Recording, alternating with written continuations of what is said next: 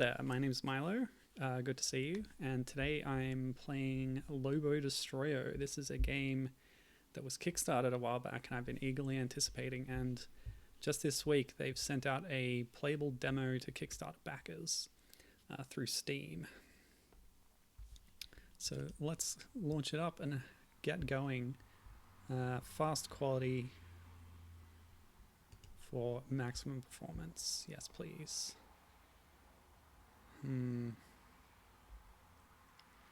Yes, this is a left-handed game. They're a new studio they formed to create this game. The team themselves don't have too much game experience, but they have plenty of enthusiasm. Hold on. I'm not sure if this is working. Says it's working. Oh. What? Hang on a second. Sorry, I'll just launch that again. Okay. Just making sure everything's fine. Okay, cool.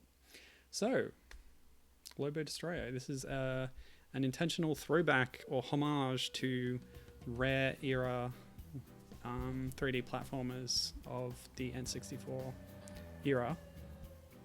As they explain on the Kickstarter pitch and everything, that's what they were going for. And important notice up front, this is a limited scope demo of a game currently in development, not representative of final quality. So this is very much an alpha state, or however you want to describe it. It's a demo. Game's not finished by any means, but they put out this demo for backers. So yeah, let's go. We can already hear some of the awesome music on the title screen. Now, what is it with these 3D throwback platformers and giant gold statues? I don't know, but here we are. So, yeah, Dev Island, nice. They've given this its own name. I love that. In fact, I recall that from, long ago, previews. This is nice, the flyover.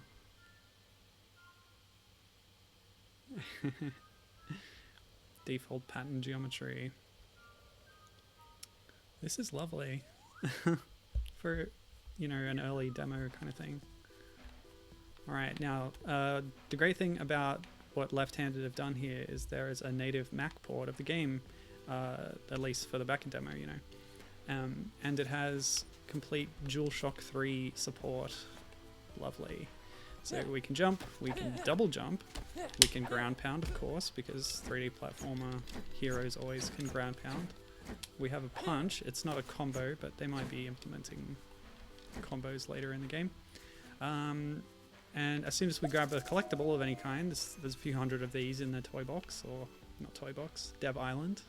Sorry, Yooka-Laylee. We'll talk about that. But yeah, as soon as we pick one up, the timer starts in the upper left corner, and we're in speedrun mode. I'm not going to be speedrunning. This is a casual exploration of what's in the demo, what the game feels like to play. And yeah, let's talk to this person. So the attack button is talk, as it is in Banjo, and we'll probably be saying that phrase a lot as we play today.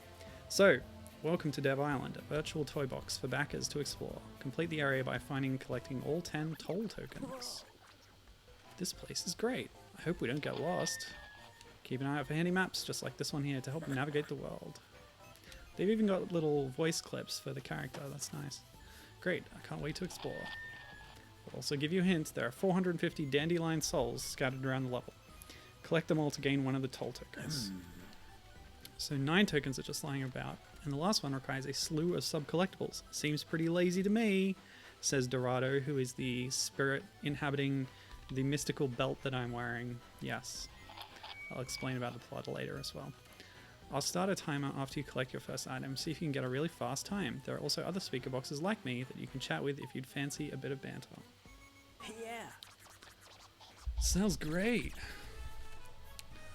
Thank you very much. So let's have a look at that map. You are here, I suppose. This map actually reminds me, and it's worth mentioning, I said the team doesn't have that much experience with video games, but a lot of them work in the theme park industry, sort of the ancillary coverage of theme park stuff and entertainment business. I don't know how to describe it. It's a bit full of buzzwords, but yeah. it's interesting to note how much experience with theme park design can. Sorry, I thought someone was knocking at the door. Yeah, the commonalities between 3D platformers and theme park design in terms of, you know, user flow and 3D spaces and where you can go in them and what you can see when you look around. It all ties in together pretty well. So if you have experience in one, it can help you with designing the other. And you actually see that in... So this is interesting. The arrows, the finger is pointing that way, but I want to go this way first because it's a small area, so I can get that done with and then move into the large area. And also this arrow is pointing both ways, so it's really up to me. So yeah, I remember development anecdotes about Diddy Kong Racing from Rare, which is not a 3D platformer, but it has some DNA of... Wait a minute, my cat has her head in my bin. What are you eating out of the bin? Get out! Get out! Now it's stuck to your paw. What is that? It's a sticker. You're not supposed to be in there. Sorry about that. Yes, so Diddy Kong Racing, not a 3D platformer, but it very much fits in with Rare's 3D platformer output on the 64. And it has elements of collectathons and exploration of a 3D hub world, stuff like that, even though it's a racing game. Stop it. So it really deserves to be lumped in with Donkey Kong 64, Banjo-Kazooie, Banjo-Tooie, Conker's Bad Fur Day, all that stuff. So, add terrain here, don't forget. That's a good joke. Yeah, this whole different patches of ground, so you can hear the footsteps. Which have different sounds on different surfaces. That's attention to detail, but this is just like, yeah, showing you how that system works. And the Yooka-Laylee Toybox has a similar feature, although it's hidden in that. Let's go this way first. So what's this? Rapscallion Productions presents Costa Lucha Last Stop, Backer Only World Tour Wobbleton live set. What does that mean exactly? Wobbleton. Oh, that might be one of the boss characters later on. So the boss characters all have their own theme and like character theme, you know. So that might be one of them. Can I grab ledges? I don't need to, apparently. The camera is nice and responsive. I like that. It moves very quickly with response to my right directional stick, so I like that. Hey Gibbon, how's it going? Good to see you. As always, let me know how the audio balance is. Still, you know, after several years of streaming, terrible at that kind of stuff. And there will be additional background noise today because I've got the back door open because somebody, my spouse, is fiddling with her old Mac Plus, a very old Macintosh computer, and taking it apart and cleaning it, and she plugged it in to check that it works, and it does. But then apparently if you leave it on for too long, or in this case something internally burned out and filled the house with an acrid burning electrical stench, so it may not work anymore, unfortunately. But yeah, so trying to air the place out a bit. Eviction notice condemned. Okay, so that's one of the gold tokens. Now if we look closely, we can actually see that both sides look the same. In the final game, or at least a plan at one point, was that backers and certain other VIPs would have their faces or names or something put onto these coins. So it's not a feature in this demo, apparently, but I know for a fact that, well, at a certain point of development plans, myself, I will be on one of these coins. And it's not because I backed at an extremely high level on the Kickstarter. I backed at a moderate level on the Kickstarter, but there was a later contest run through DKVine. And as Gibbon says, crazy that this is actually a thing we're playing, sort of. 2013, man. Oh, Master DS is here. Hello, welcome. Saying, I will also be on a coin. Yes, I believe both DS and I entered the same contest. Actually, I liked your joke that you entered into the conversation. It was the Talk Like a Pirate Day contest, and his gimmick was that he'd stolen promo codes from other podcasts and was then giving them to the conversation to use from advertisers. But anyway, whoa, is that a real ransom letter? Creepy. This area features objects and elements from World 1 Wiki-Tiki Woods. Our heroes will find that the villains have invaded the forest and are holding the native people's young prince hostage. I know, that's terrible. We're definitely going to need to save him.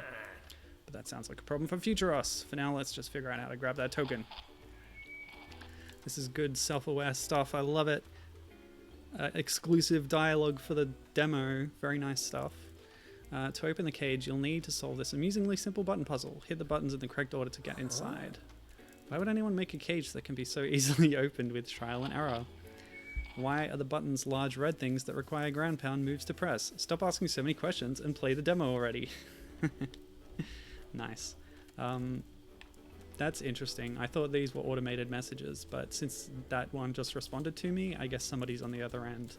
But yeah, ransom letter. Let's have a close look at that. Hold on. What's the button? There was instructions on in the email, but they were for an Xbox controller, and I always forget the button, you know, the button layouts, you know, whatever. So we've cut out things from missing pups, no reward offered. That Z looks very much like the Zelda Z. I don't know about that M or the K. SPH. That's the Yooka-Laylee Y. That's taken straight from Yooka-Laylee. Although I guess they've Yuka. Is that right? Hang on. What does it actually look like in the logo for Yooka-Laylee? Because shouldn't Yuka be green and Laylee be... Oh, the Y in Laylee. So that might be the Y from Laylee. Anyway. Cloppy's craft glue, 100% synthetic. Extra strong. Now, let's look at the actual thing. Ransom, get out. Okay. Can you identify all the sources of these? I think the A is from Perfect Dark. The N is from... Oh, it's that Diddy Kong Racing style font. I'm not sure where it's actually from. Might be from Banjo logo. Don't know about the S. The O is Donkey Kong for sure. You can tell with the star. M from Super Mario Sunshine with the 2 dots over it. That's how Shadow Mario signs his things. What's that R? I don't know about the R. The G is Jet Force Gemini. The E is from Pokemon. The T is something. I'm not sure. The O is definitely from Grab by the Ghoulies. The U is from Conker's Bad Fur Day. And the last T I'm not sure either. So how's chat doing? Whoa, we got a lot of chat going on. Some other people have joined. Yes. Red Crested Breagull is here. Hi, good to see you, buddy. The O on the pizza box is from Grab by the Ghoulies. No, it's a ransom note, but yes, people in chat have covered the things that I have just talked about.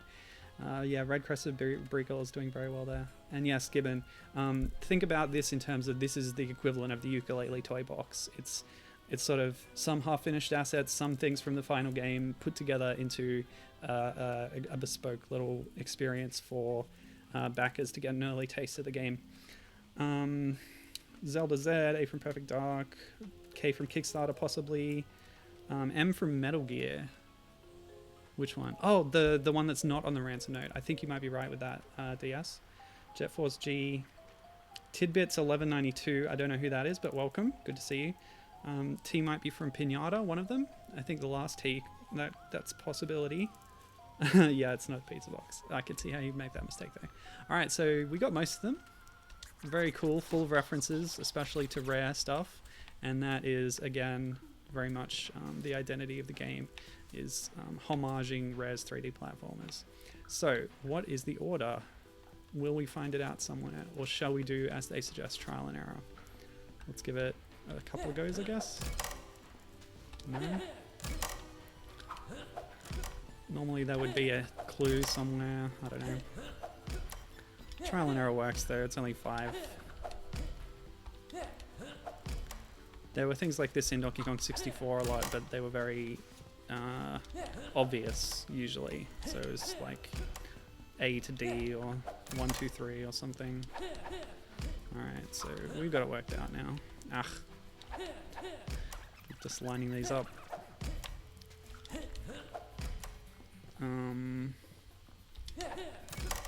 The whip textures look good. with the ones and zeros. Yeah, I like that as a convention. The Toybox similarly had sort of grid neon lines to tell you like this is temporary and like a computer thing. All right, token get.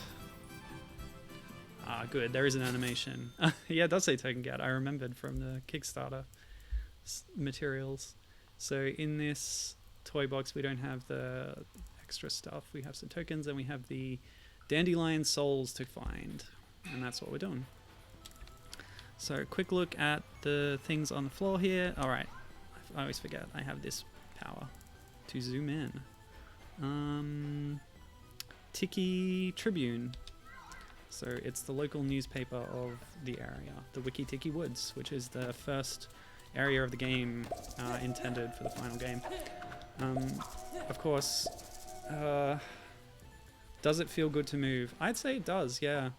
It moves a little bit slowly for these large environments, but then again, the size of them might be just part of the demo. I think it might be a little more dense in the final game, I'm guessing. Yeah, I missed a few ground pounds. Oh, it's Twilight. Twilight Vestige, aka Twee or Twy.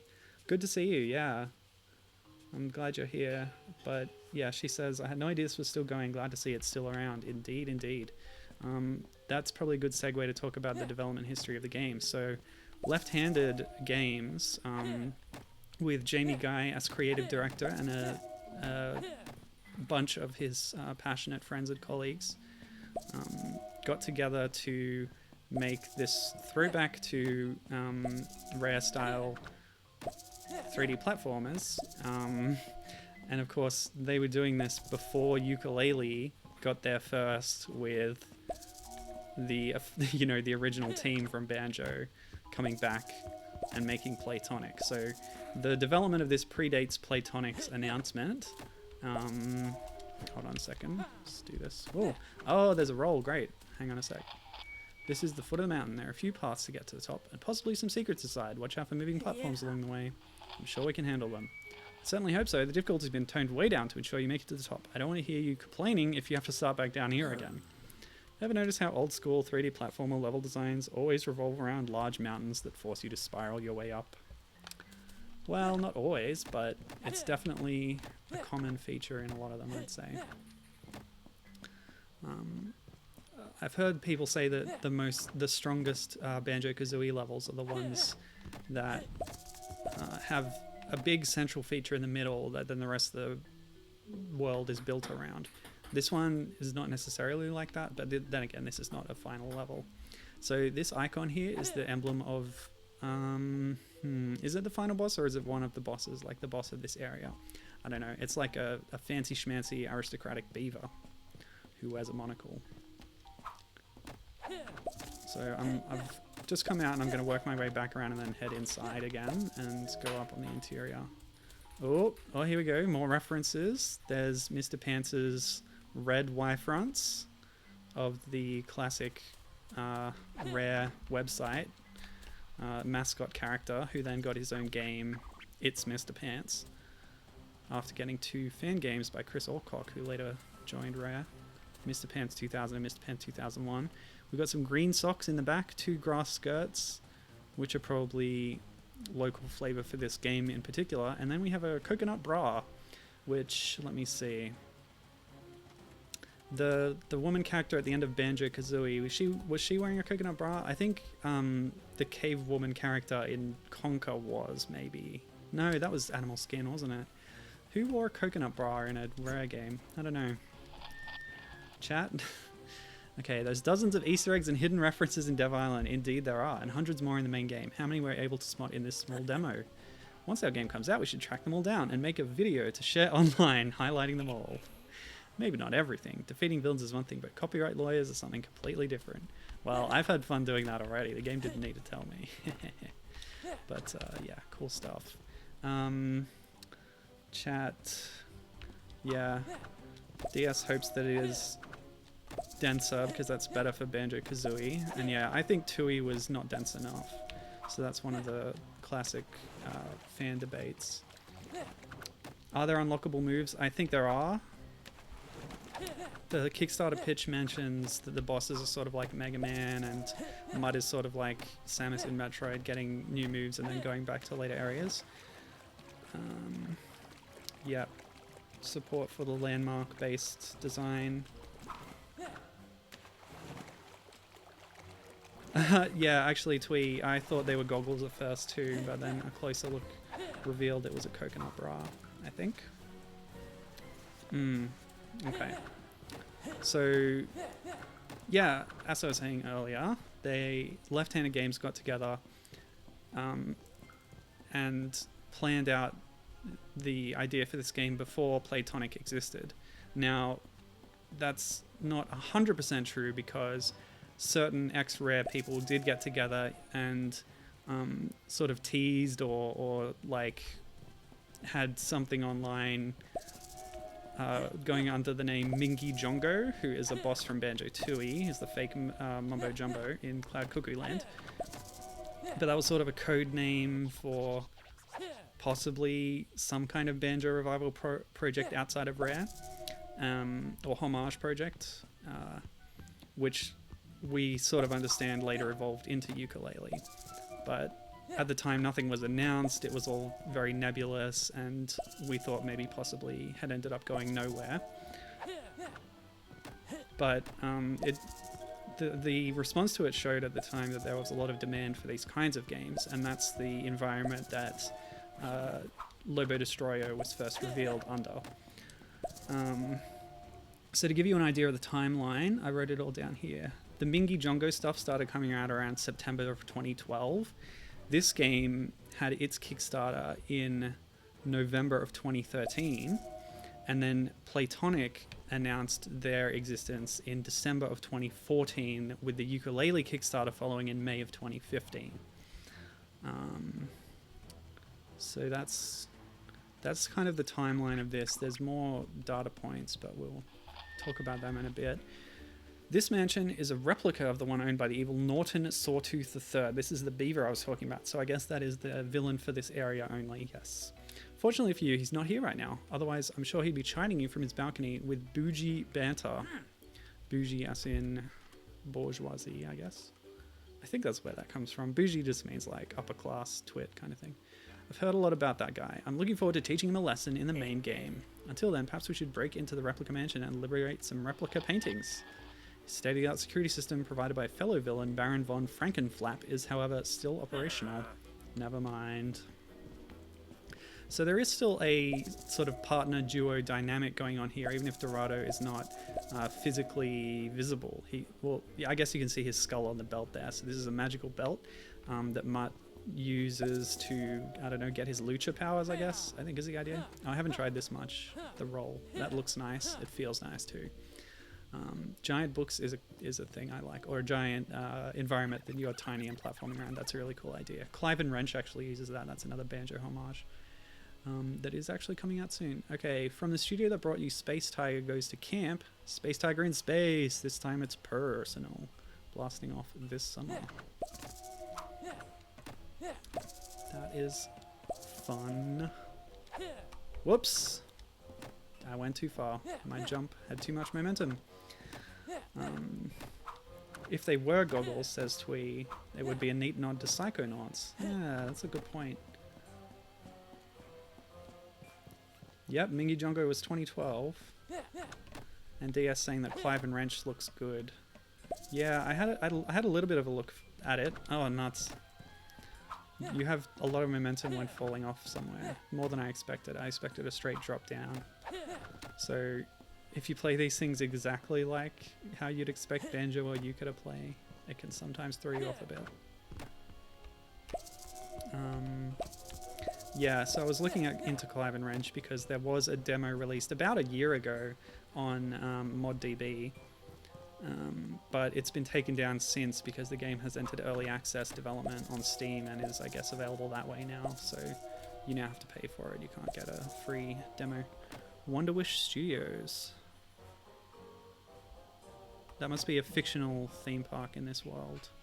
And the tagline says, "Where wondrous wishes are sold." I gotta put you down for 1 minute. Okay, we're good.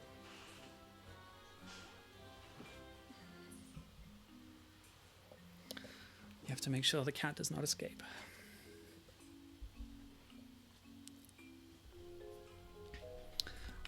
Okay, so yeah, token just here. I guess that's our reward for making it up the mountain.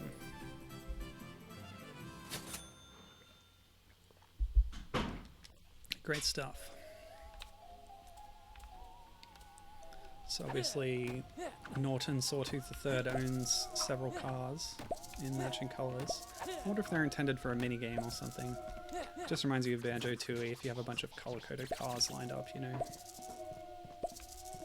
Some kind of bumper cars thing. Okay. So we can't go in. I guess the dialogue before was meant to clue us in that we can't actually go in.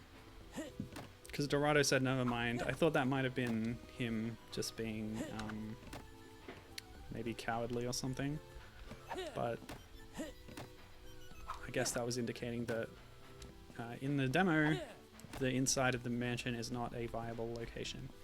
Now, by the way, we can see the logo of Norton Sawtooth III up there, GST, which of course means something very different in Australia.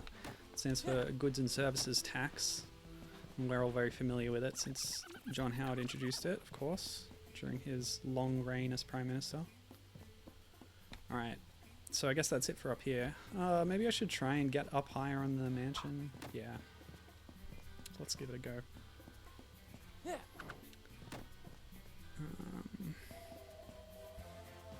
Was Dorado the character who voices the original trailer? I think probably yes. I didn't actually watch the original trailer when I went back. I should have done that. I went and checked out the Kickstarter page and everything, made some notes, but I didn't watch that trailer. I would expect so, though.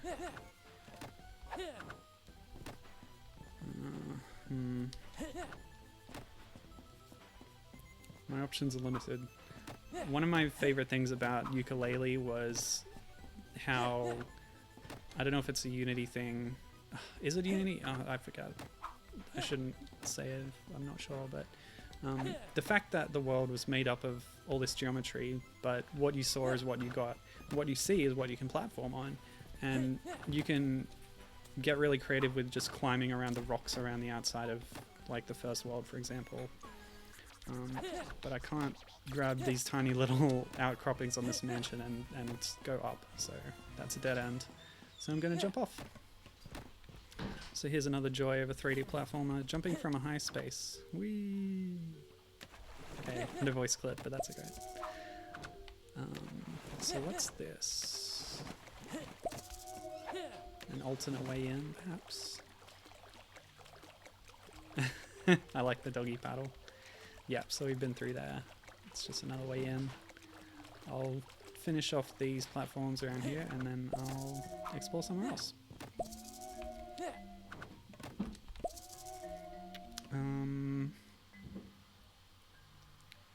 That's a good idea. Twee's talking about there might be a running upgrade because the way Mutt moves, it looks like he could run on all fours. And I think that would be a good idea.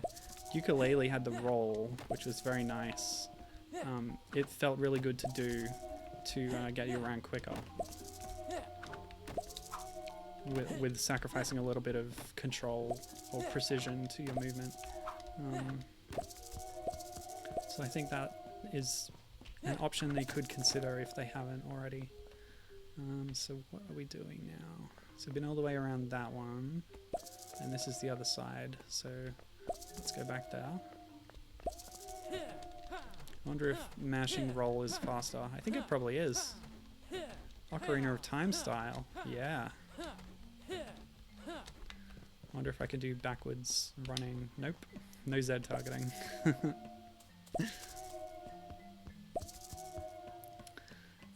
So, yeah, okay.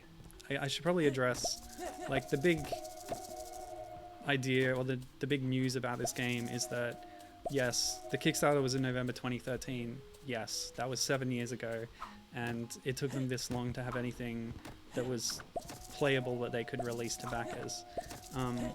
they've been pretty upfront during development about the troubles they've had and how, yeah, there's been roadblocks for progress.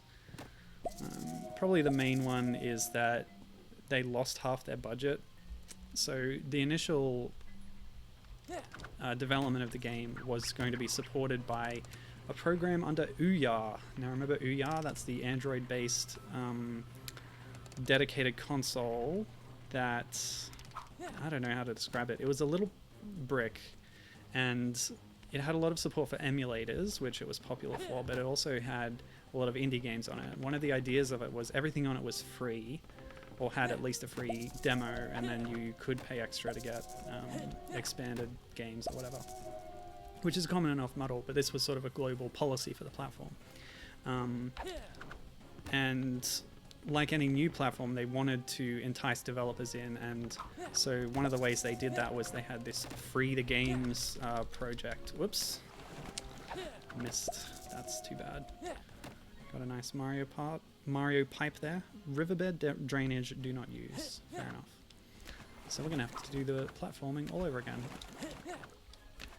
So yeah, Ouya was going to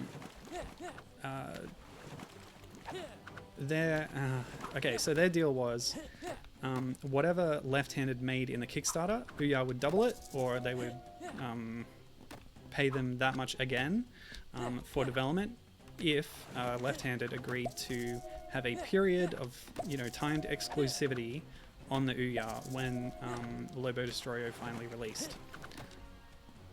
But the Ouya did not go so well. They got bought out by a different parent company eventually, but it just wasn't a very popular platform, and so they ended up reneging on that deal, or the deal fell through.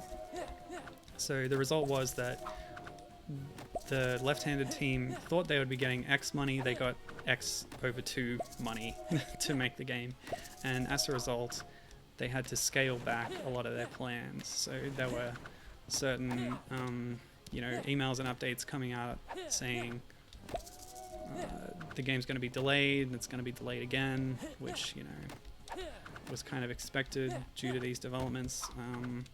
And then later on there was a pretty big blow where they said, we're not going to be able to make the full game that we expected to. We're going to be scaling back our conception of what the game is, and aiming for a release with less content than we initially planned. So that was the big sort of cut to what the game was going to be. And then even with that, they couldn't afford to pay people full-time wages, so essentially everyone on the team was working on it in their spare time.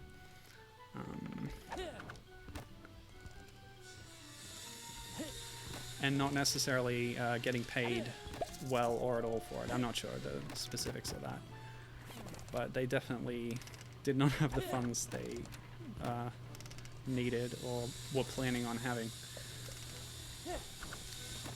Sorry about the noise. The plumbers next door are pulling out our neighbor's bathtub and stuff and completely remodeling their bathroom.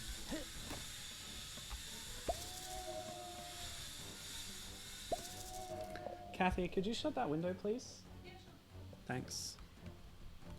I think the smell has dissipated now. Yeah. Yeah. Alright, I should catch up on chat a bit. There is a lot going on there. Roll into a run, that could be nice. That reminds me of Hyrule Warriors, one of my favorite things to do in that game. You could dodge out of any action to cancel it, so there was a lot of animation cancelling you could do with heavy use of the dodge button. And then if you keep holding the button after you've dodged, you are automatically in a run, as opposed to ordinarily you break into a run after moving for a while. So yeah, Hyrule Warriors is a great game, but I could say that all day.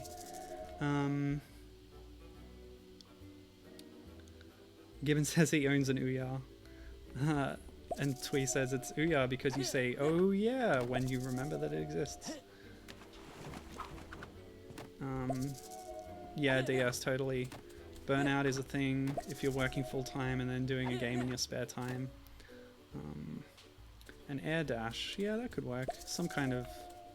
I have the double jump, which is more powerful than, you know, either the flip-flap. No, that was the... what's it called? In Banjo. The flip-flap is the backflip from the jump from crouch. What's the one where the Kazooie flaps her wings? I often use the mid-air attack instead to get a bit of extra distance because the sound was less annoying. Alright, so platforming up there has granted us a new token. Tonyo is here saying Lobodestroyo is here. Good to see you, buddy.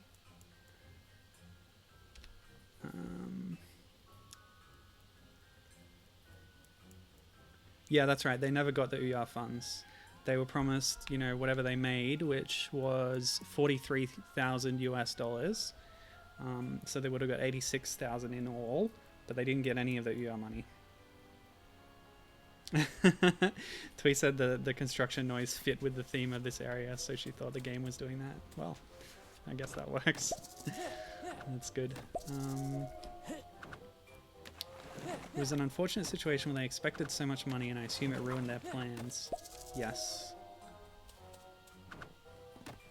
I don't know about Yooka-Laylee's funny situation, but they definitely got a lot more than they expected. They were asking, Tonya says, 200,000, and they ended up with, I think, 2 million.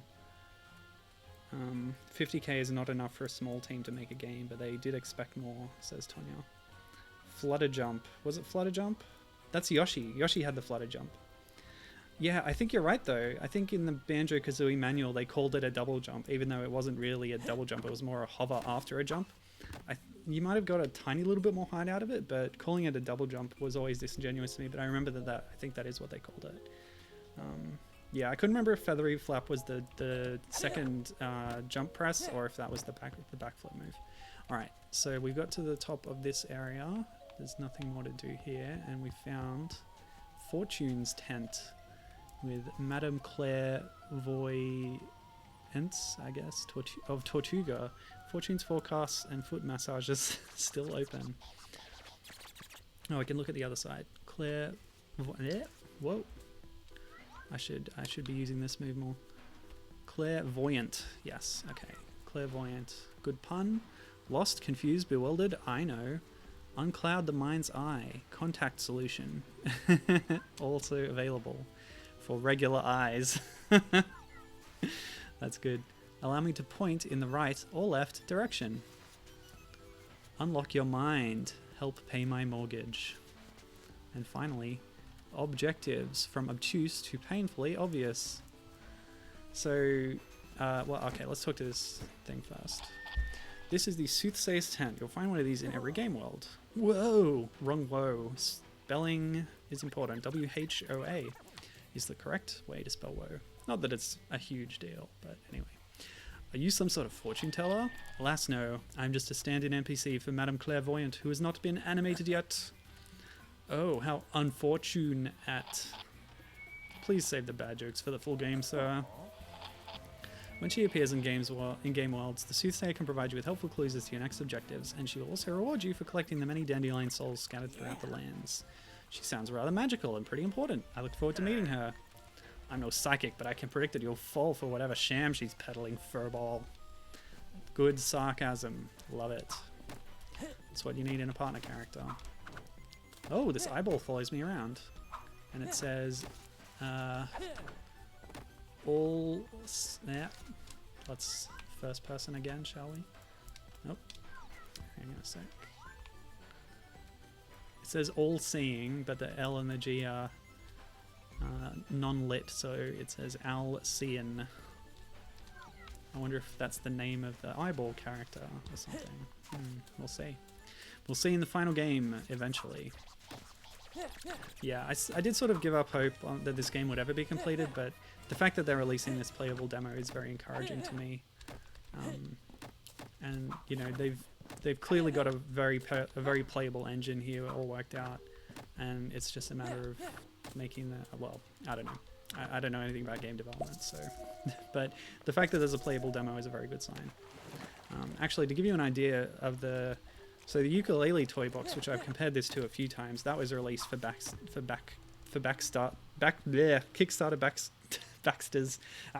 backers. Anyway, we got that in July of 2016, and then the final game was out in April of 2017. Now, of course, again, not comparable at all. Do not expect a similar time frame from Lobodestroyo that we had for Yooka-Laylee, because that was a full team, very experienced game developers who were being paid supposedly reasonably well, I would assume.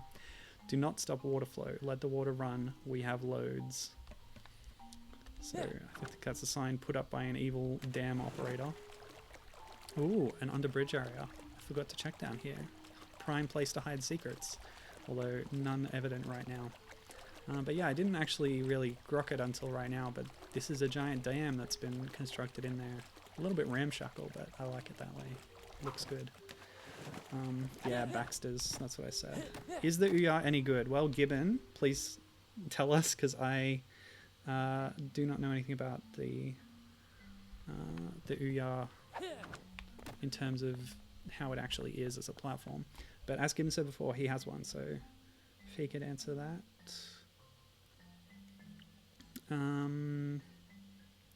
It's cool. Yeah, actually Twee said feathery flap as well. It is cool that Lobo is finally here. And the other one might be flip flap jump. Okay, you're probably right. I think you're right about that. So backflip is flip flap jump, and then feathery flap is the quote unquote double jump. Thanks for the checkup there. Tonya mentions Banksley. I'll talk about that in a bit. Well, Tonya really goes into it. So yeah, let's get into that. So I think that was one of the initial links between this game and DKVine, the Donkey Kong and Rare fan site, which for a number of years was sort of my online home, and I'm still plugged into the community there, especially through the official, unofficial Discord. I don't know. Gibbon, is it still unofficial if Gibbon took it over and then he became a member of DKVine staff? So I guess it's more official than it ever was. So what's going on here? We got kind of robot hermit crab spider things with a single eyeball and like a... Oh, it's a battery on the back. That's really cute. Nice design. Project codename Bugger. Subject status active. Subject state contained. Kill mode activated. Oh no. But luckily they have water coming through their droppers there. That's good. Restricted area monitored by video camera, so knock it off. Okay, talk to this one real quick. And then I'll talk about Banksley. Please stand back. This area contains prototype enemies. They have a wide cone of vision and will relentlessly attack anyone who crosses their path. I'm sure glad there are those tanks. We are making efforts to take care of all the bugs in this game. You're gonna need a lot more cages. Lol. Okay, so I guess these will be enemies later. They might not be active in this demo. So yeah, Banksley. The link between DKVine and Lobodestroyo initially was Banksley. Panda Trash. Disposal services. Banksley is also in the theme park community. As Tonya says, he's from the Disney podcast Attractions Magazine.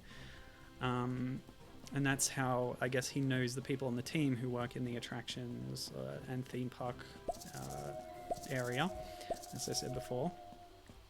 And the link to DKVine is that the co-founders of the website DKVine, Hyle Russell and Chad McKenna, collaborated on a sitcom in their student days called Elvis and Slick Monty, which is a very funny sci-fi sitcom thing. And I always love a high concept sitcom. So yes, Elvis and Slick Monty. The idea was that Elvis Presley, who had been abducted by aliens, although they never admit that it's actually Elvis Presley, but it definitely is. He meets a fly man from a parallel universe. Garth is the name of the planet there. That's the equivalent to Earth, and then later on there's Farth, but yes, that's Season 2 ending spoilers. So as of Season 2, which is a lot more creatively developed, I don't know how you describe it, but Hyle and Chad are much more proud of Season 2 than they are of Season 1. And in Season 2, Banksley played the role of Elvis. And that is the link to DKVine. But after that, hang on, I need to look at this thing. What is this? I think this is one of the NPCs from Wiki-Tiki Woods, who does not exist in this game yet, but is there on that picture. Yeah, so when DKVine found out about this game, they went all on board with promoting it, and so I know that several members of staff heavily backed the game, but then also got involved with the creative process on it. And in fact, Hyle and Chad themselves, who are incredibly familiar with Rare and their writing in games, the way that their narrative voice sounds in all the old Banjo games that this is homaging, they ended up writing a lot of the dialogue for the game. I'm not sure how much or how ongoing that is, or whether things are changing, but at a certain point of development, Hyle and Chad wrote a bunch of dialogue for the game. So it's possible that some of the stuff here is their work. I suspect those signs on the clairvoyant tent might be some of theirs, but I don't really know for sure. But yeah, it's good stuff. And so as Tonya was pointing out about Banksley, I didn't actually remember this myself. I knew there was some link to Banksley, but as Tonya says, Banksley was, I think, playing the voice of Lobo for the voice clips that we're hearing here. Not that it's a voiced game, but the grunts and such. And Tonya already knew about Banksley from outside of DKVine nonsense. And yeah, I don't know if they're still involved, but they wrote the dialogue. Twee says, I know this is an early build, but I do believe that Mutt's tail should move. That's a good point. Let me run directly into a wall so we can see the sort of animation. It's really not moving, is it? It reminds me of Conker's tail in Bad Fur Day. It would sort of stick straight up, but it had a lot of motion to it as it moved. And they did that, as revealed on the development commentaries that Chris Seaver did. That essentially there was... You think of it as that there was a balloon inside like a bag, and that was his tail. And the tip of it was a balloon, and the way it moved was sort of a simulation of that function, the way it would be in real life. Yes, his belt talks. And Tonya's going to blame Hyle and Chad for misspelling Woe. Yeah, it does look a bit rough, but there you go. The plan is 3 worlds, right, says Diaz. Yeah, I think part of the reduced scope was that there would be only 3 worlds as opposed to, I don't know, 6 or 7 or whatever they originally planned.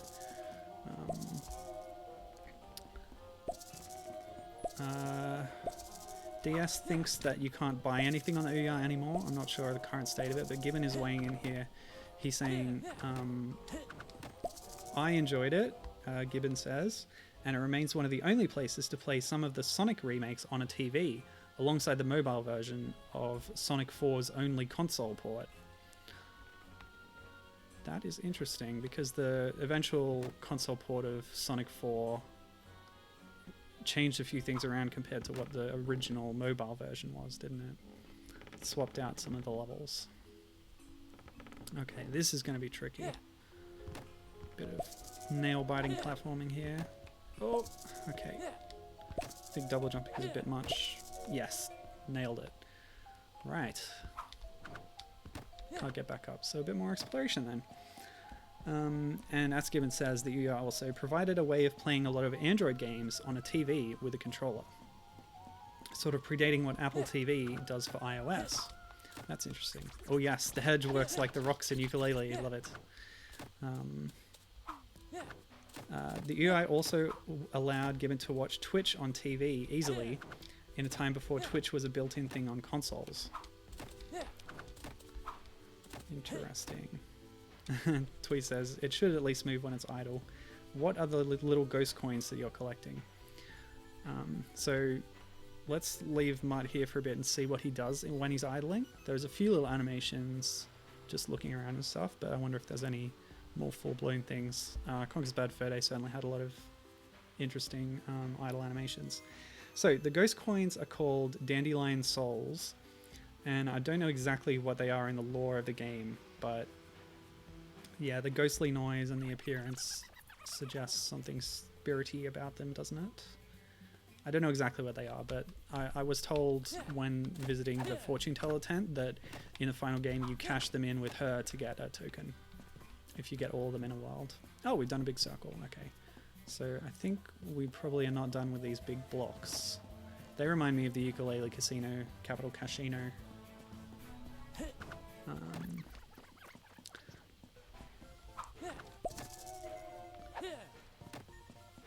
Hold on a sec. I want to test something. I sort of heard a record scratch noise and then the music sounded different, so I wondered if that was the way they were implementing dynamic soundtracks, the way that let me see, Tui has dynamic soundtracks. DKVine Racing does as well. Yeah, some of these rare games did this cool thing where depending on where you were in an area, the music would fade in and out with different instruments playing, stuff like that. Dynamic soundtracks is very cool. I think I don't know if this game is going to have them, but maybe this is just kind of a medley or something. I'm not sure.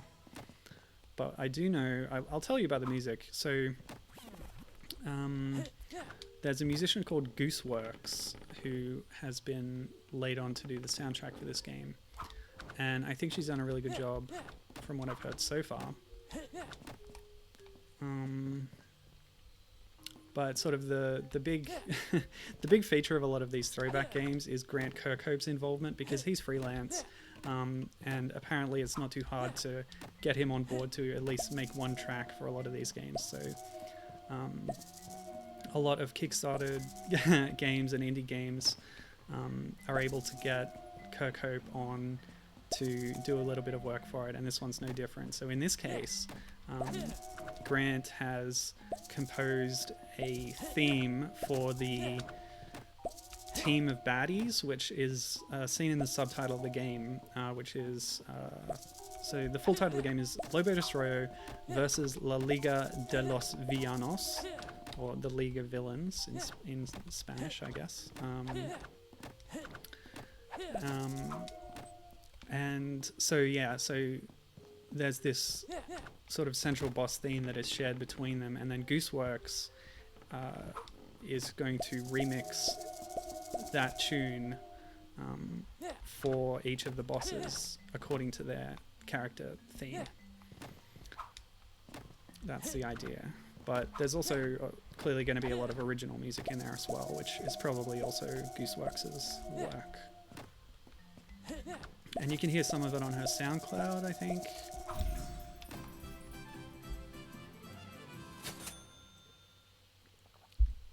I scrolled back on her SoundCloud and noticed that there was a Wiki Tiki Woods tune with a few different variations on there. So that's what sort of led to me thinking that there is going to be this dynamic shifting of the music as you explore a level, because there were these variations that were all uploaded separately. Okay, what have you got to tell me? I must admit, the lack of NPCs in this world is rather eerie. What am I, chopped liver? Chopped liver would be better than the fruit on that cart. I don't even have a nose and I can smell that stench from here. Oh, sorry, Mr. Speakerbox. I didn't mean to offend you.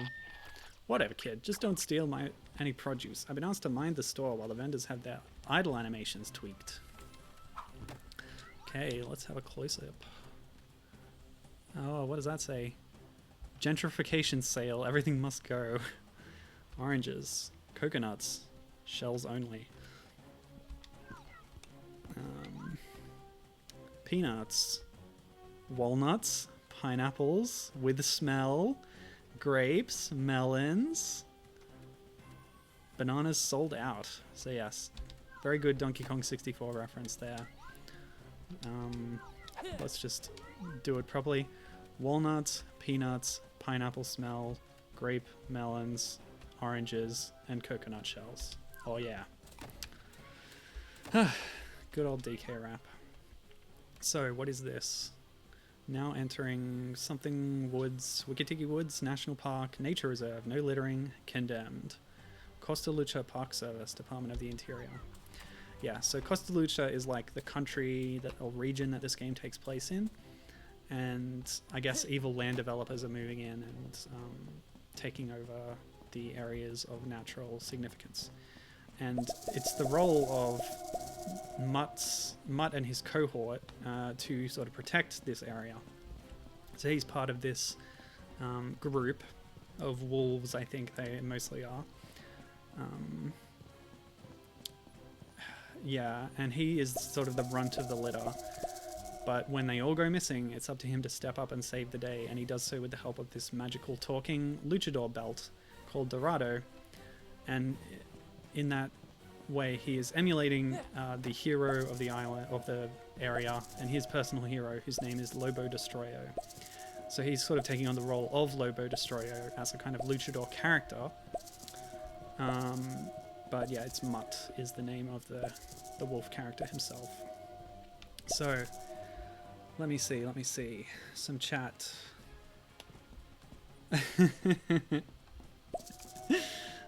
Tonya's idea for a high concept sitcom. Professor Intellion and Cinderace, the football champion, share an apartment. Yes, Grant did the boss theme, that's correct. Yeah, I'll talk about that in a bit. And yes, if you pay him and it doesn't embarrass him, he'll do it. Yes, Donkey Kong 64. Everyone's liking the reference. Yeah. The writing is so classic DKVine, says DS. Yeah, I agree. It's good. Although, as DS says, the way he means it is very aggressive references everywhere, as if daring lawyers. Twee says that Mutt came first, but he looks a bit like Legoshi from Beastars, which I believe is a furry anime. Okay, what's this about? It's just here. And we are here. So we're doing well. We've done the dam, we've done that blocky area, and now we've been exploring this zone. Not blocky area, like the mountain. Yeah, with the mansion on top. I'm upset that I can't get to the books and that I don't have the Clive and Wrench demo, because one of the levels included in that demo was exploring a giant like bedroom where you were... okay. Yeah, you're tiny and you're jumping around like a giant environment, which is really cool. It's a thing I really love. So I'm going to try something here that is in Donkey Kong Country and also Banjo. If you didn't know it's in Banjo, well, it is. Roll and then jump. Oh, it works. Hang on a second. Oops. Well, I messed up. I actually thought maybe it's not a roll jump, but I was just using my second jump from a double jump coming out of the roll. That might have been what just happened. Which means there is no roll jump, but there is the ability to use the double jump after falling. Which is usually how you expect a double jump to work. Ooh, did I find a secret? This is nice. This is cozy. And we have another dialogue box. Let's go. You are now in a secret area. Congratulations on finding this place. Don't tell anyone. It really wasn't all that hard to find. Didn't we just follow a string of collectibles through a well-lit hallway? Well, management didn't want you whinging about it being too hard to find. We're writing a sternly worded letter as soon as we get home. Okay. There's always a part in a 3D platform where you have to fight the camera. Oops. It's expected. So this might be better for a roll jump. Nope, it's not. Just to test that roll jump again. Yeah. I've noticed this happening a few times, by the way. Just sort of standing on the very edge of a platform. Kind of looks unnatural. Oh well. Yeah, we're better off doing a late double jump. Okay.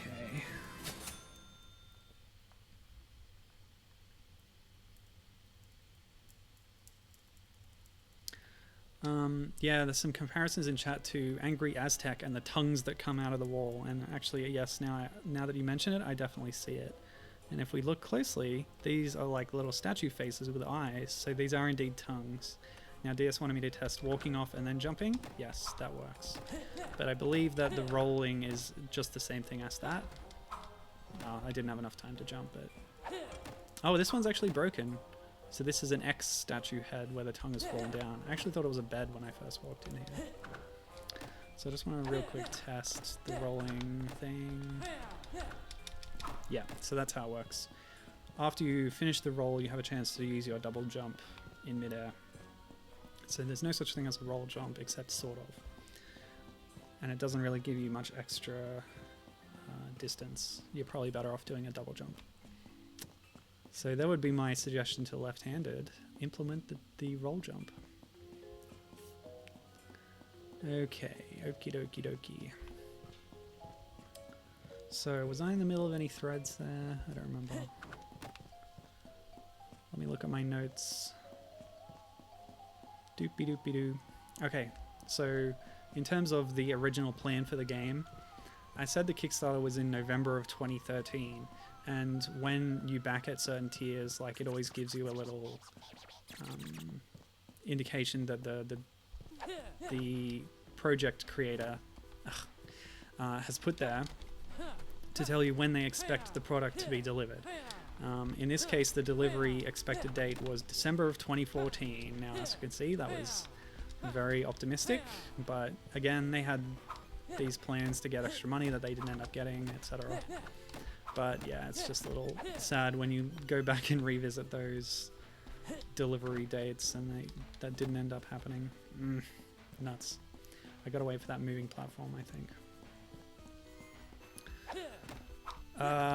Yeah, and part of the original plan was it was coming to Ouya, as well as PC.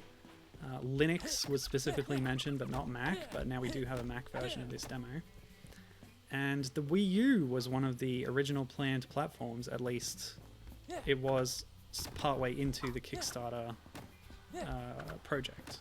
Because the thinking being, and the feedback that they got from fans, was that people who really liked Banjo are still Nintendo fans because they had a 64, so they would want it on the current Nintendo console, so they would want it on the Wii U. And so originally the Wii U was like one of the later stretch goals, but due to this feedback, they decided to move it so that the Wii U port was included if it met its even initial funding goal, and it did. But then obviously it's not coming out of Wii U anymore, so yeah. By the way, this font for these numbers, that looks very familiar, doesn't it? That's probably from Banjo or something. Building permit number 2012-11. What does that mean? Maybe that's when they initially came up with the idea for the game. November of 2012. And then it took them about a year to come up, to put it all together and make a pitch for the Kickstarter. And it's signed by Stanton Sapor the Third. Oh, Norton. It's probably Norton, right? Norton Sawtooth, whatever his name was. Yeah, that's probably it. Oh, and by the way, this project is completely legal and authorized by whoever needs to say so. Don't look it up. It's fine. Good stuff. As for the whole thing, Wiki-Tiki Towers, Phase A construction site, replacement timber operators, contractor check-in, sewage pumps, primary dam drainage, pizza deliveries, and all other deliveries. Post no bills. Part now sawdust or not, we do not care. And that, what is that?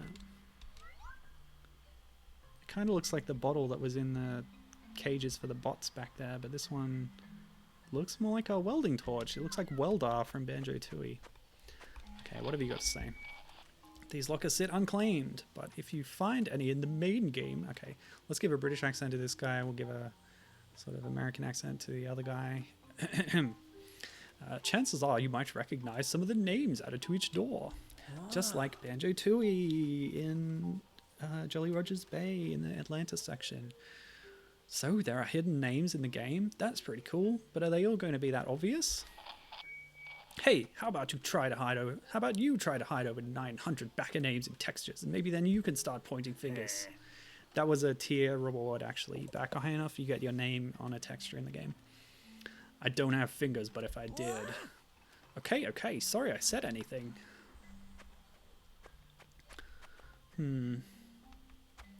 What was that Australian cartoon about a dog? Maybe I'm thinking of Rocco's Modern Life.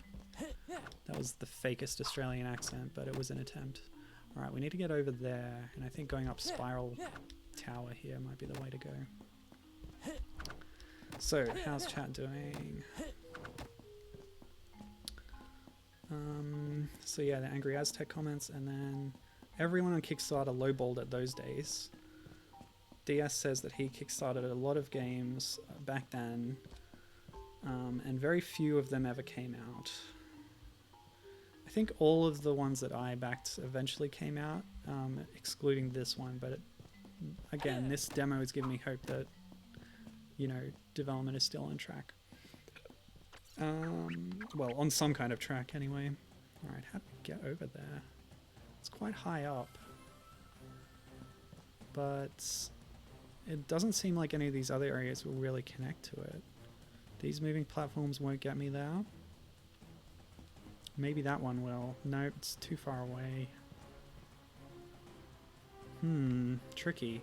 That looks like the destination, so if we're starting over here, there might be a way up over there. Like if I keep going further. So I'll try that. Okay, that's the plan.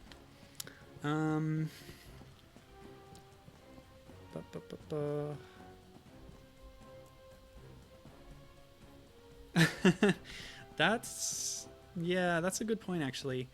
Tonya says even Yooka-Laylee isn't going to be able to make some of its stretch goals. Yeah, it made so much money that it blasted all of its stretch goals, and then they had to sort of come up with some more ones to add. I think you might be right. Is it the orchestral soundtrack that they weren't able to do? Maybe some other ones, maybe some console ports. I don't remember exactly. Can you remind me if you have anything specific in mind about that?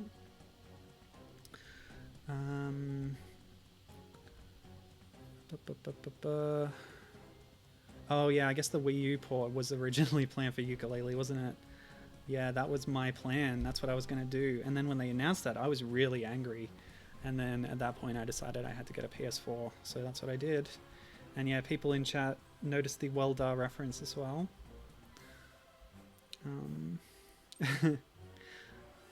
Courage. The cowardly dog. Spunky. Spunky's the dog from Rocco, isn't it? Yeah, and Twee says Rocco was a wallaby. Indeed, indeed. Did I say kangaroo? Yeah, wallabies are just small kangaroos. It's fine.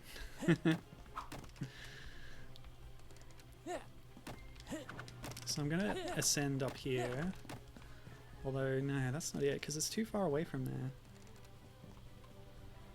I think I need to go around the outside on the other side and see if I can get anywhere. Or maybe in here? Oh, here's something I didn't notice. Teeny's room. Teeni.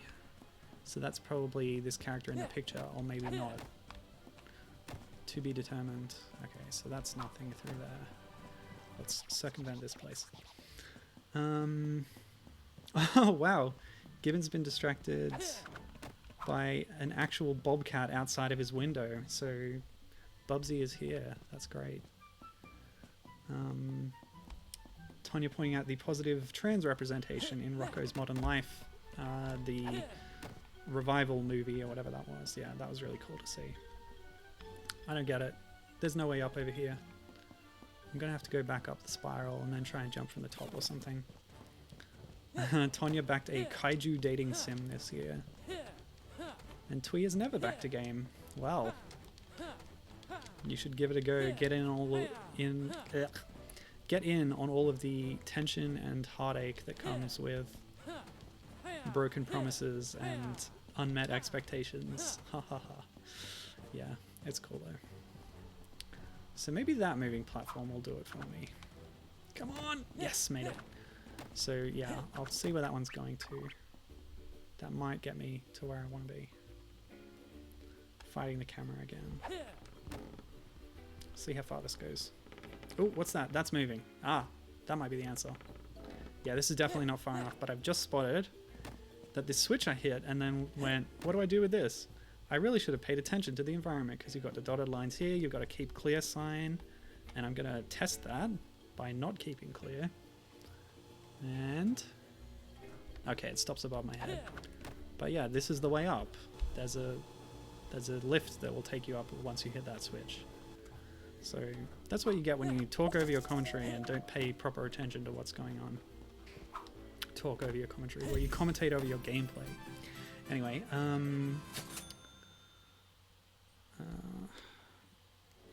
Tonya saying that they were super happy with the Cracklestone book. Yes, I would definitely recommend Yooka-Laylee and the Cracklestone, a comic graphic novel about the world of Yooka-Laylee. Very fun, very nice art by DM Combo. Really cool designs and a fun plot and art and everything. Great stuff.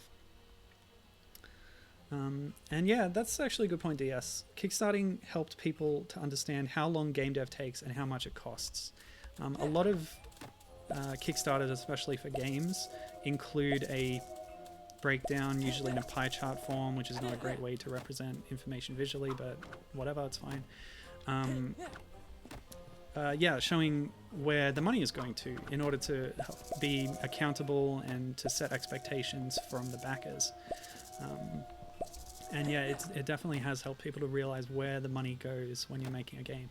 So what does this say? Drew's Lose. Logger use only. And this one, a bit stinky. I wonder who is in there. And I won't bring up the Galleon Galaxy toilets from Yooka-Laylee.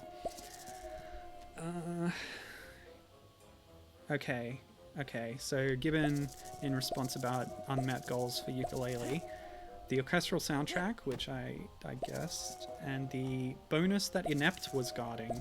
So in Galleon Galaxy, again, there is still an NPC character who says, there's something coming, 95% loaded, or 98%. And it used to be 50%, and then in another update it was 75%. Sort of hinting that something was going to be added to the game, but I think either it's not, or those plans fell through, or maybe it's still coming, who knows. But I didn't realize that was actually a backer, or like a Kickstarter promise, per se. Oh no! That's okay. We got this lift now. And Tonya saying, yeah, the Inept thing isn't happening. News to her.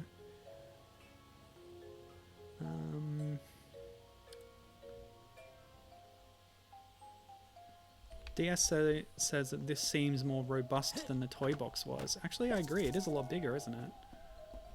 Yeah, that's a good point. Some nice theremin on the soundtrack there. Classic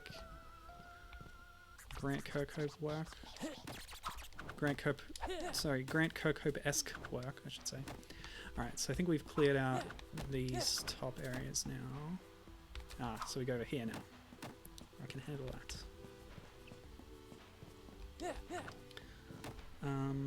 Okay. Yes, so Tonya explaining about the Rocco's Modern Life thing. There's a character saying, I'm not Ralph anymore, I'm Rachel. And Heifer's immediate reaction is, wow, cool.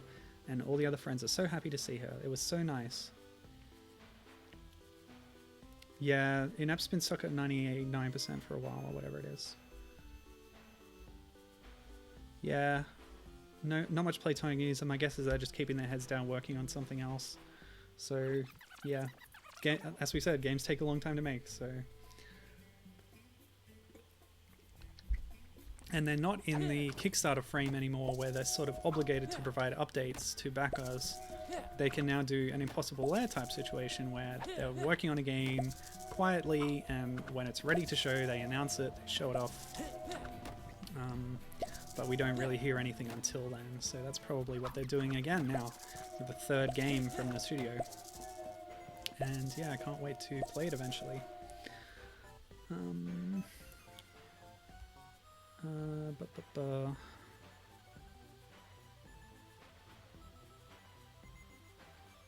Huh.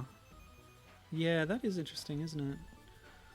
Tonya saying there was a Black Minnesota bail fund which received $30 million in donations, several hundred times more than their yearly budget. And yesterday a controversy happened where people were going, well, where did the money go? Not realizing that a very tiny charity suddenly got millions of dollars overnight thanks to going viral. And the logistics of all that. Indeed, indeed. That is a difficulty. And yeah, I mean, it's on one hand, it's kind of a good problem to have. But then you can get some people reacting badly to it.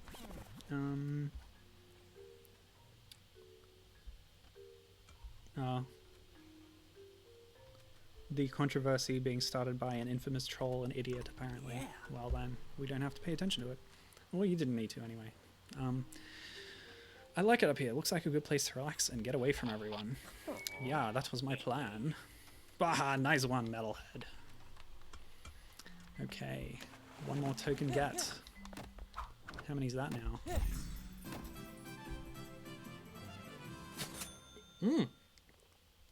9 out of 10, we're nearly done. We only need 4 more glowy bloblies to finally complete the demo completely. That was a redundant sentence. Completely complete the completion of the complete demo completely. Let me see if there's any more notes I should get to before we get to the end here. Oh yeah, an interesting thing that they did, because the game itself is leaning heavily into nostalgia for the Nintendo 64.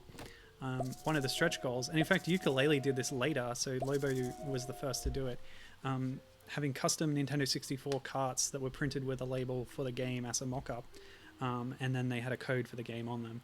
The Yooka-Laylee ones actually had an integrated thumb drive into the case of the cartridge, but yeah, I recall Jamie Guy, when he was guesting on the DKVine podcast, The Conversation, mentioned that the source for the 64 carts, they're genuine, and they came from surplus wrestling video games, so like old WWF games that had huge print runs, and then there were lots left over, so they bought up a bulk lot of them cheap and then replaced the labels and sealed over the chip slot on the bottom.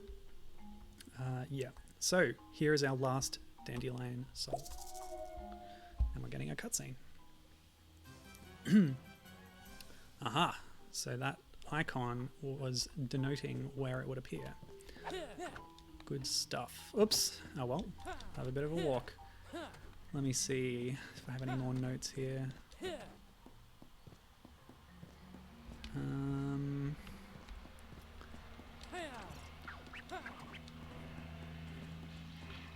Yeah, on the terms of the Yooka-Laylee development timeline, its Kickstarter was May 2015, its Toybox was July 2016, and then the final game in April 2017. I think I said that already. But the thing about the Yooka-Laylee Toybox is that if you backed at a higher level, there was an enhanced Toybox Plus, and I didn't get that, and I kind of felt left out. But that's cool, it's fine. I was actually kind of like, I wish that the toy box was integrated into the final game, or at least available as an extra, like in the console port or something, or even the PC one. There's no reason to not have it there. Although it is available separately on PC. Or it was. I don't know if you can get it if you want a backer. Anyway, it's a cool little thing, so I just, from a game preservation standpoint, I think it should be there. But anyway, I guess that's it for the demo. 10 out of 10 tokens, 450 dandelion souls. What's the time? That's it. We've collected everything in the area. Congratulations, Furball. I bet next time you can do it even less time. Where do we go now? Is there anything left to do? We can always wander about aimlessly. Hey, bot. Time to wander about aimlessly, Barn Boys. Very good. While we wait for the game to finally come out. Good idea. Indeed. So that's the demo. Cool stuff. A nice 1 hour 15 of gameplay if you take it slow like me. And another sign to view. Timber. Tree invalidation. Mulching. Bulldozing. Utility robot. Operators always needed. Apply today. So yeah, as you can see, the game's going to be full of little references and humor. It plays well. It's got a lot of love for rare era 3D platformers in its soul, in its DNA, in its design as well. And as far as the challenges that I've done today, I think they work well. It doesn't feel good falling off a higher place and then having to climb back up, but hey, that's common to 3D platformers. That's just a thing. So yeah, I'm actually really happy with how this has turned out, and yeah, can't wait for the full game. So I'm going to keep playing, and I'm going to... Well, I'm not going to play this. I'm going to actually take a spin in the Yooka-Laylee toy box for some direct comparison, because I thought this might not take up the full 2 hours, which is what I usually do on stream. If you were just here for the Lobodestroyo thing, feel free to tune out, but I'm going to play around in the Yooka-Laylee toy box now. And since we've been talking about it a lot during the stream, so it's very relevant, and I think it might be an interesting comparison to see how the two stack up against each other. Not that it's a competition or anything, but yeah, so this was Lobodestroyo. Cool stuff. Oh, more signs to read. Hold on a sec. Stylish, extravagant, opulent, expensive. Sawtooth Estates. Phase 1 now on sale. Reserve. And it's cut off. Yeah, cool stuff. I like it. So, quit. Let's continue with the Yooka-Laylee toy box. Huh? Oh. Ooh. Hang on a sec. Technical difficulties. Might have to launch Steam to get it to run. I found that I could launch Lobodestroyo just by opening up where the game was in the Finder and just launching it that way, but this one might have to go through Steam. Yes. Looks like it. Okay, it's working. It's working. It's working. I'll bring the video back. Okay, cool.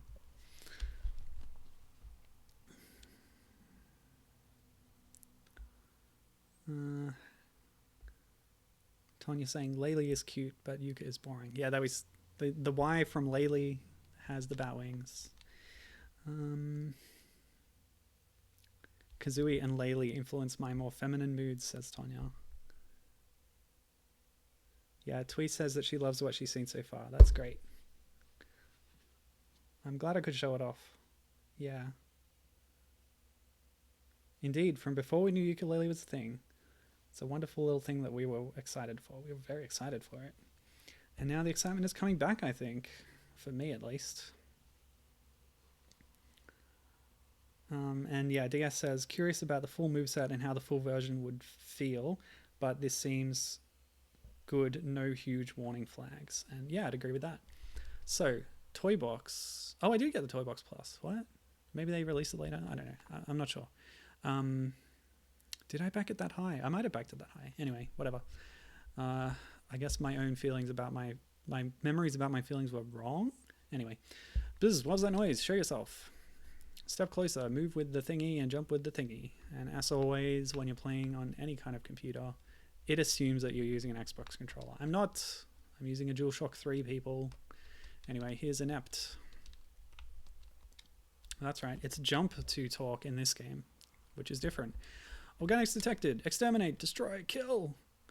Oh, sorry, users. I didn't recognize you there. I am Inept. This caused controversy, which was so overblown. Anyway, welcome to my virtual reality sandbox, a simulation of the real-world final game.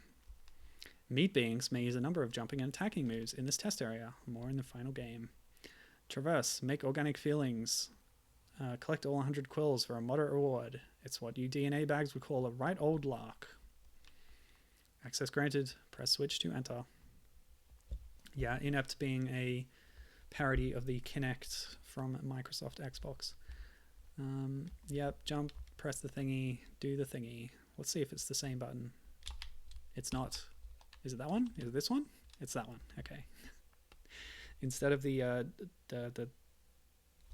L2, it was L1. That's the difference. Oops. Bug detected. Please tell devs they messed up. Nothing to do with me. I'm supposed to be a security bot anyway. What do I know about tutorials? So, yeah, the toy box. It's been a while since I fired this up, which would have been July 2016, and played through it, and then that was it. But yeah, it's especially interesting, I think, revisiting this after playing the full game. It's a pretend VR quill, so there's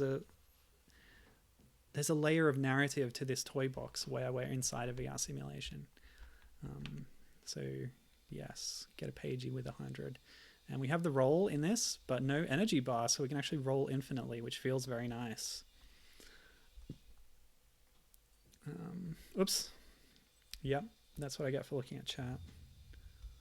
There were no death pits in Lobo demo.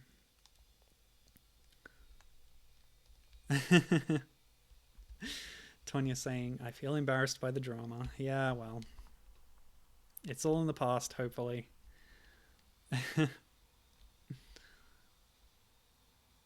Yeah. Okay. Organics will need impressive hacking skills to break that lock. Or you could just give it a whack. I will whack. Thank you. Yeah, let me see. So I did have a couple of other notes that were tangential to Lobo. Because Mutt has appeared in a video game before.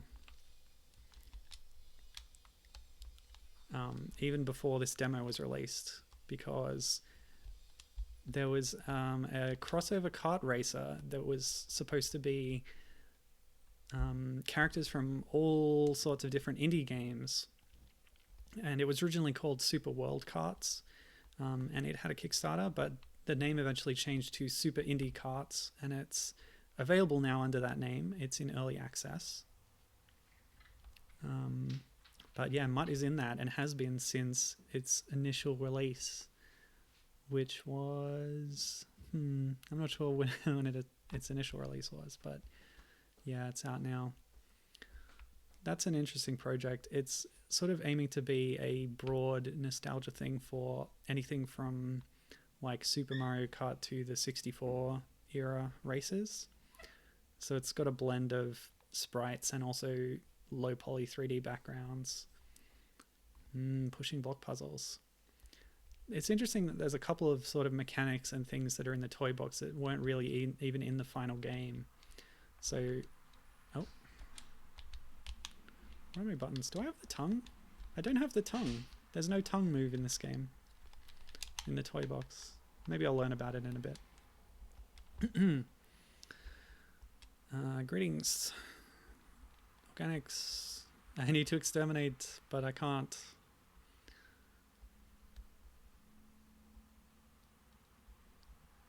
Oh yeah, interesting.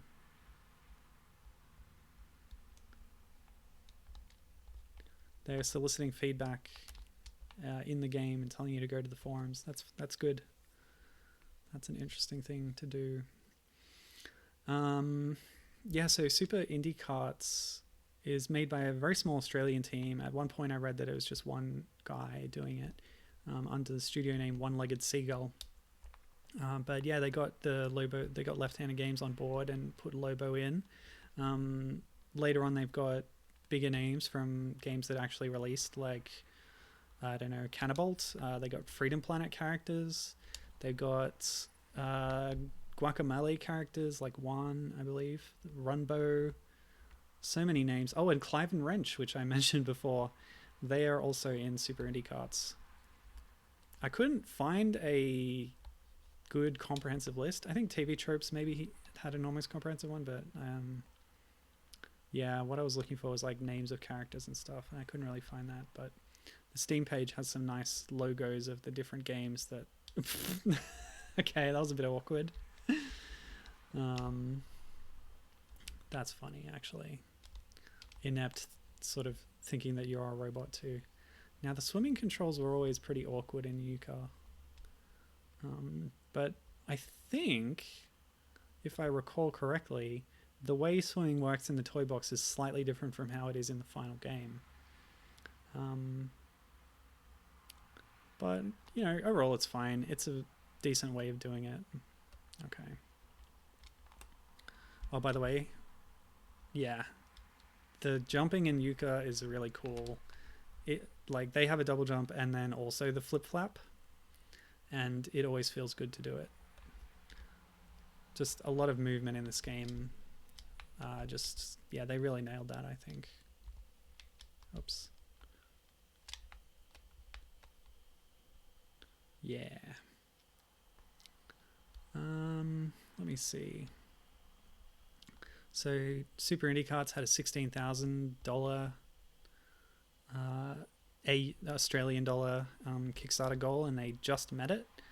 But yeah, the game's been out. The Kickstarter was in August 2014, so not long. Well, you know, about half a year or so after the Lobo Kickstarter. but they got him in there. And then,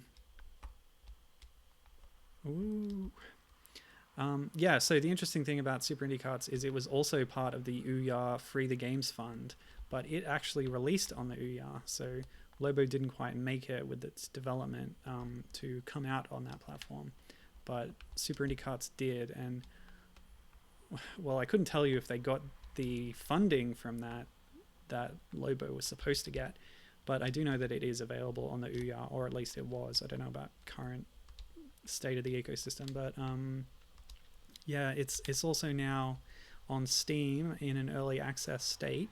You can pay $21.50 Australian dollars and get a version of that game and play as Mutt in Super Indie Carts, as well as a bunch of other indie superstars from across the independent game development sphere. Oh yeah, and the page also mentions that it is aimed for completion in 2020. So by the end of the year, it should be in a final state. But then again, there's always updates that they can do, DLC and stuff. Of course, with a really good jump, you need a really good camera and drop shadow so you can know where you are. And they mostly get it right here. Okay, so what's this? Ah, minions. Keith the Minion. Yes, no health. Is this the Toybox Plus zone? That took a while, didn't it, that loading? I was worried it crashed or something. So this is like enemy playgrounds. Oh, they're inside glass boxes. Just like the bugs in Lobo.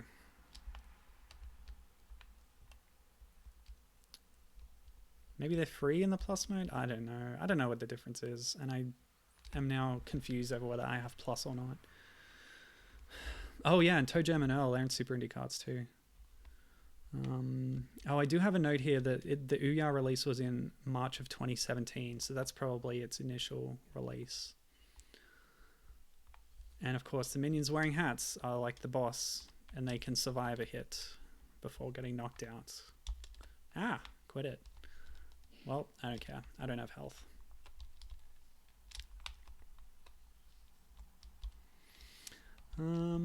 Yeah, so... Ba-ba-da-ba-doo-ba-boo.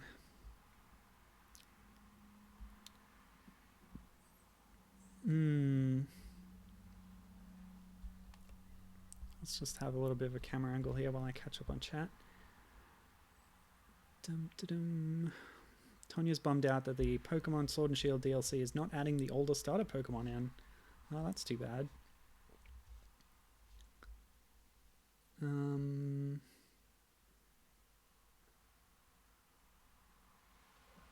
Yeah, there was a lot of anxiety in 2016, which contributed to some consternation about video games. Oh, Tonya's telling me that the Platonic forum has shut down. Yeah.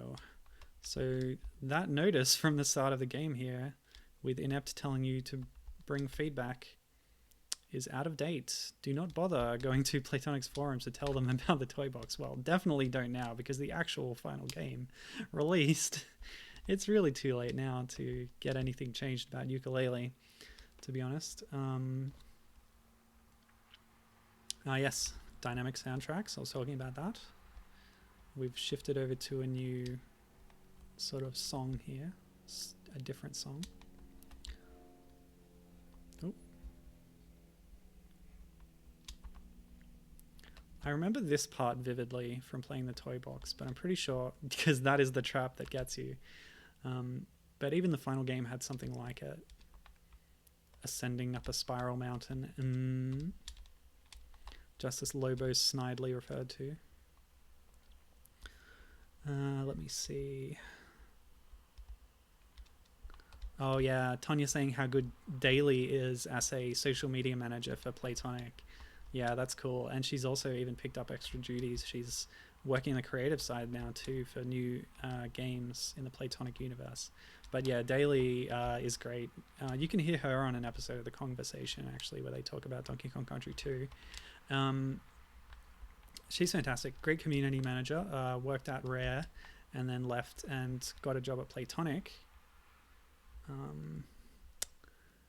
As Tonya says, she has made a voice for the studio that's really funny. While I feel before they weren't the greatest at marketing.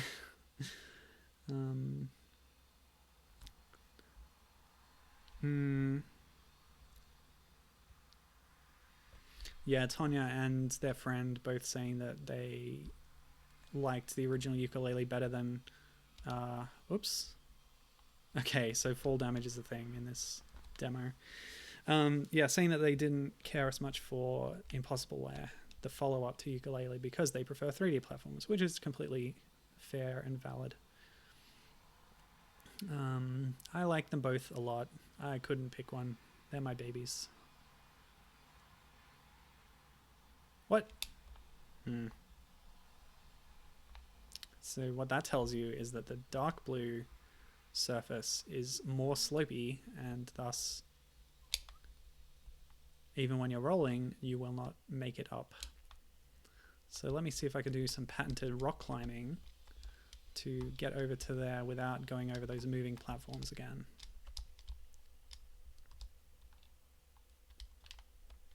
Aha, see, we're rewarded for doing this already. Better finish this off first. Oh, almost there. Users 50 quills accumulated. The confusing thing about inept is that there are two inepts. There's one that looks like that as an NPC in the game, and I think they pop up a few times, but there's also a boss version of inept that's very different, and you fight it in a minecart. Oh, I should have gone down the slide from up there. That was silly of me. Maybe I... okay, I have to go the other way. That's fine. Yes. What's going on?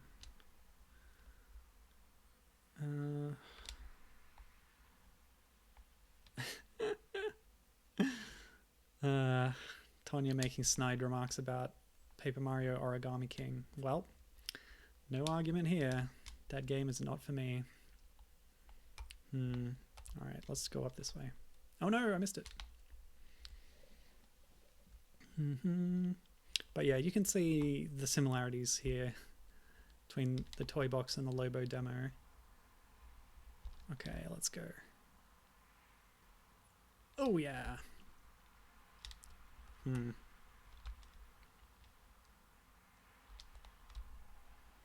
Yes.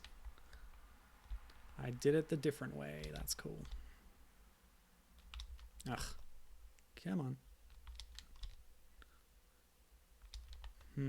Alright, fine. Gibbon, if you're there, I want to know more about this Bobcat. It's relevant to the discussion. 3D platformers. Well, speaking of 3D platformers, I was doing a little bit of research before starting the stream on this whole boom of throwback Banjo-inspired platformers, because there's been several of them. And usually what you notice is that a key feature is a buddy duo, because that's a big part of Banjo. It just wouldn't be Banjo without Kazooie, clearly. And that's why a lot of them have that partner dynamic. But yeah, there's just generally there's been a lot of games in recent years that throw back to this 90s 3D platformer, low poly, rare or otherwise kind of 3D platformers. So I made a short list here. It includes Clive and Wrench, which I've mentioned, and a couple of games that I've played on stream before, those being Kiwi 64 and MacBat 64, both available at Siactro's itch.io page and Game Jolt, and recommended by me. Whoa boy, yeah, this was always the hardest part of the Toybox. Let me see if I can. Yep. Okay. So you can use the right stick to adjust the camera, but also the shoulder buttons if you don't want to take your finger off the roll button, which you can't in this state, otherwise you'll slide down. Oops. Okay. We'll start again. But let me see. When I did my research, I found another one that I actually did know about, but I'd forgotten about. It's called Regina and Mac, which is available now on itch.io for $10 US. And I definitely want to check it out more. It's about a T-Rex that is small and cute, and their friend, a parrot, I think, on their back. So yeah, it's the whole body thing, but very intentionally low poly and kind of blurry to try and capture the feel of 64-year platformers. And the big news about that game that was getting attention is that they planned a Wii U release, and as far as I can tell, it was released in January on the Wii U, January of this year, although I'm not sure if that's only in North America. I haven't checked my Wii U eShop yet on that. But yeah, I'm keen on these kind of throwback things. They're fun, and it's always interesting seeing how they handle the throwback element, of course. I fell much faster than the sphere itself. So yeah, here's some sphere pushing, which there's only very brief moments of in the final game in the marsh level. You're pushing like a ball of spores around at some point. But in that, you actually are also helped by your tongue to tow it around a little bit. And as I discovered, the tongue is not a mechanic in this toy box. Pushing things up hills. Bad Okami flashbacks, by the way. You have to do it like 3 times in a row, pushing a sphere up a really long hill in the forest. God, it is the worst part of Okami.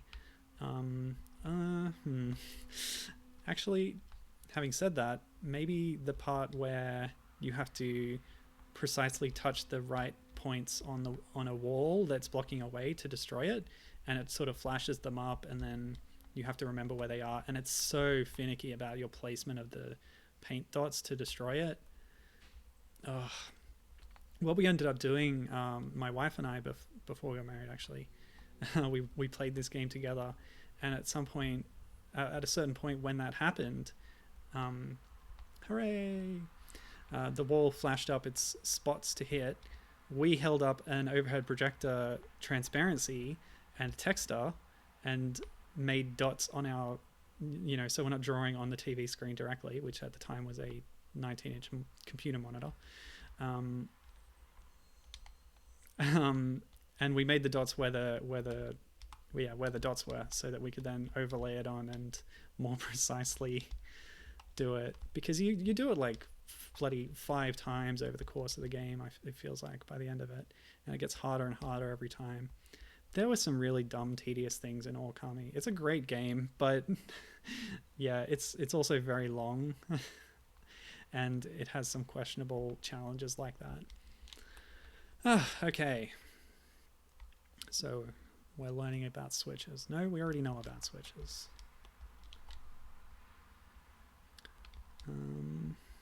Oh yeah, I was doing my list. So Regina and Mac, look for it on the Wii U as well as other platforms, and on itch.io, although unfortunately it's only the PC version on itch.io.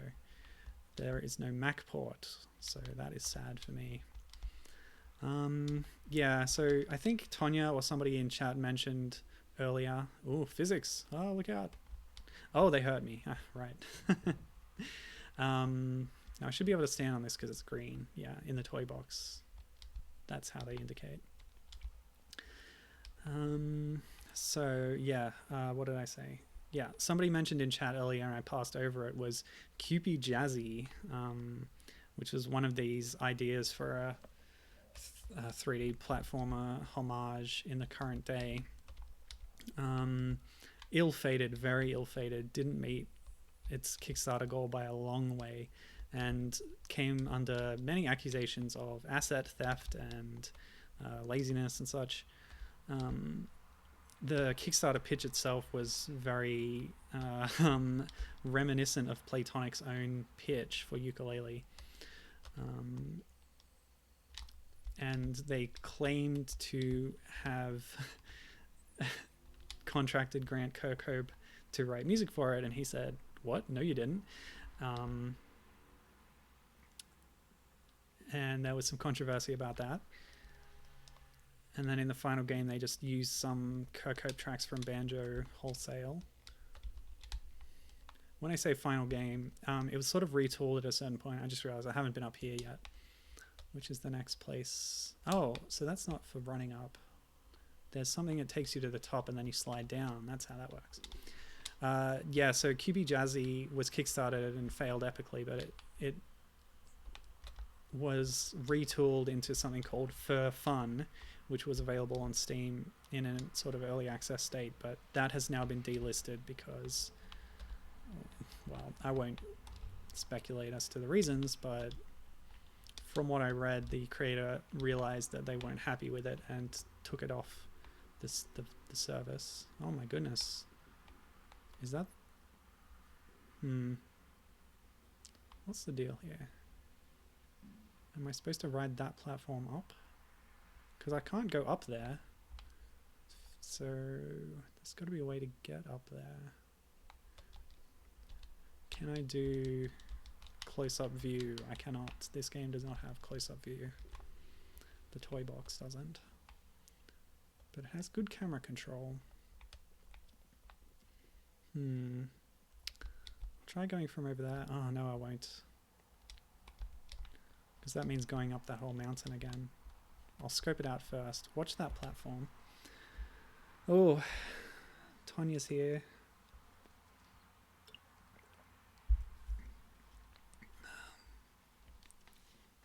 Yeah, Tonya enjoyed nuts and bolts from the recent replay. That's really good. Even if some of the writing does get annoying, as they say. What we need is a spiritual successor that has 5 separate characters you switch between. What do you think that would be like, Milo? Snide, snide, snide. I really like Donkey Kong 64. The tag barrel is one of the clumsy parts of it, but I like to point out that Banjo-Tooie, which is much better regarded in the fan community, has a lot of the same problems that DK64 does. It has huge barren levels, and in particular with regards to the tag barrel situation. Okay, sorry, there's a cat on me. Hello, cat. You gonna sit on me? Gotta be peaceful? Peaceful cat? Yeah, nice cat. Yeah, there's 5 playable characters in Banjo-Tooie as well, because you can have Banjo and Kazooie together. That's the default state. You have the split up pads where you then can play as Banjo alone, or you can play as Kazooie alone. You then have a transformation in each world. You then also have Mumbo available in each world, who plays horribly and is not fun at all. So that's 5. There's 5 different playable character states in Banjo-Tooie. It's just as bad as DK64, except it doesn't have plentiful tag barrels. Every one of these different character states is in a very separate location that can be tedious to get between. So yeah, it's as bad, if not worse, than DK64 with its playable character selection. So the next time you criticize Donkey Kong 64 and hold up Tooie as a paragon of virtue, let's think about that. Anyway, just poking a bit of fun. So that's where the sphere came into it, but how do I get up there? I've completely forgotten. How many quills do I have? 87. What still remains to be done? Presumably the last 13 quills are all up there, right? I just don't remember how to get up there. Aha! The door. The door. Oops, nope. I'll have to make my way around. Let me see. Tonya dreaming of a Pikachu platformer with Pikachu, Meowth, Sobble, Scorbunny, and Grookey. DK64, but with Pokemon. Feed it into my veins.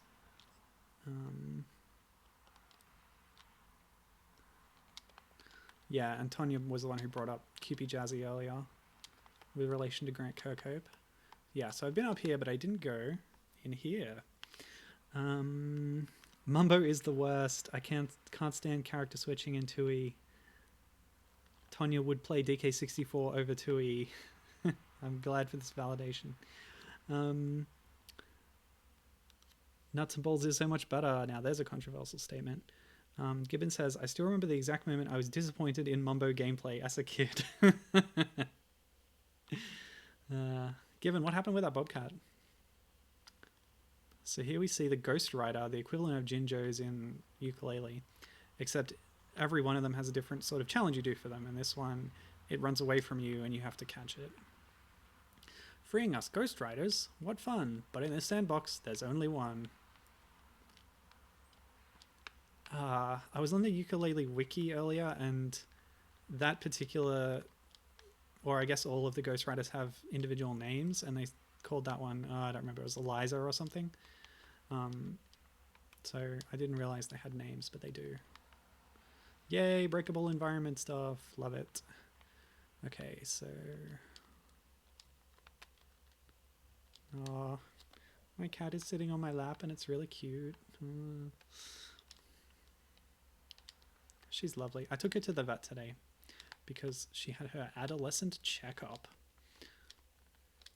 Not that there's anything wrong with her or her behavior is bad, but it's just a checkup. And they told me that we should start feeding her meat now as opposed to just dry food because that will help her dental health, among other things, if she has something to chew on. Yeah. 96. So there might be 4 quills down on the slide, but I also want to check up here first. That green block is suspicious. Haha.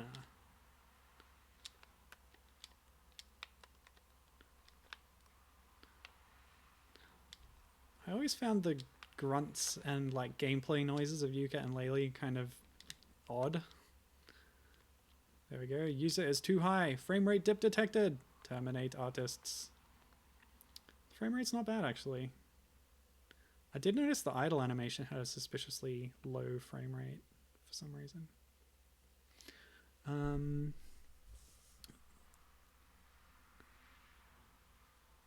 A lot of frame drops on the stream view actually, but oh well, that's normal. What is the story for these guys? The Ghost Riders, they're the ones who created the Grand Tomes. I don't know much beyond that, to be honest, but I do like how Impossible Lair added some backstory to the lore about the Grand Tomes and stuff. So it's there if you look for it in Impossible Lair. The Bobcat was stalking something, noticed Gibbon trying to take a photo, hopped off, then came back a bit later and stopped by my window for a second before continuing on. Got a good look at its face and can confirm it was Bobcat. That's awesome. That's really cool. Tonya doesn't like them as much as Chinjo's. Fair enough. There's also a huge raccoon that's been patrolling Gibbon's area, and a falcon stopped by yesterday to poke around the rabbit warren in the bushes. The wildlife since lockdown began has been crazy. That is so cool. And especially since you're working at home, you see it all from your window, right? That's an added benefit? Question mark. That's something my spouse, her home office has a window overlooking the front yard. So there's not much animals, but she sees people coming and going, deliveries, everything like that. It's funny. Since she's been working from home. Okay, so yes, we can view all the pleasing geometric shapes. Enjoy it before the final game's inferior, highly detailed organic art arrives. I will. I like cubes. I like acute angles, or no. What do you call it? What do you call 90 degrees? Ow.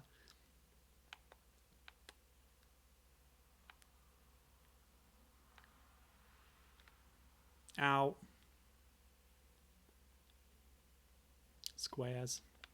Oh, you're kidding me. That was bad. I have to go back.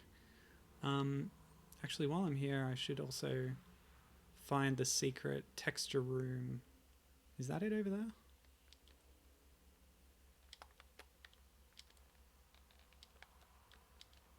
So certainly a secret room, but maybe we have to slide down here to open it up. What's a quick way to get out of here? Going down here. Yeah, it's cool. Gibbon says it's the one nice thing about working from home is seeing the wildlife. And there's a pair of ducks that like Gibbon's patio as well. Awesome. Did I get everything in there? Yes.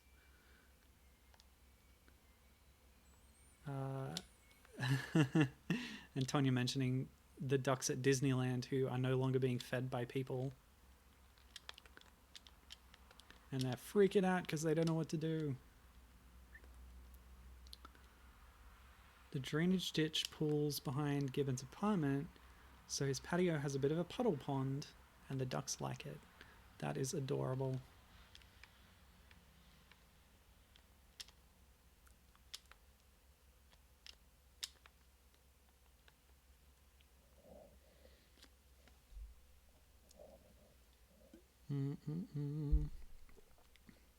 What's the time? Okay, I better wrap this up quick. Not much to go. But yeah, as we can see by the amount of time it's taken me, the toy box is indeed smaller than the Lobo demo. Again, it's not a competition, but just an observation. Alright, what am I doing? I feel like I haven't completely explored this. Yeah, there's not much around. So what's this in aid of? To help you get up there? I don't need it, man.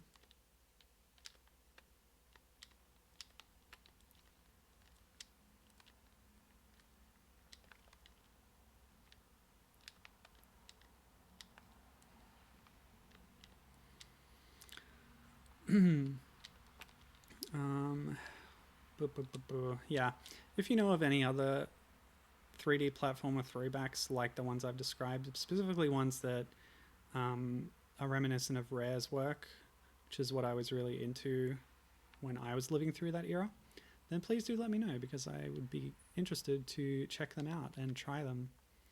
Okay, so that is what opens that. Good. Now, that might just be a secret room. I don't know if there's quills in there, but I am still missing a few. So clearly something has gone wrong here with my playing. And you can slow yourself on a slide by holding back. I'm not sure if holding forward speeds you up. Alright, so listen closely now.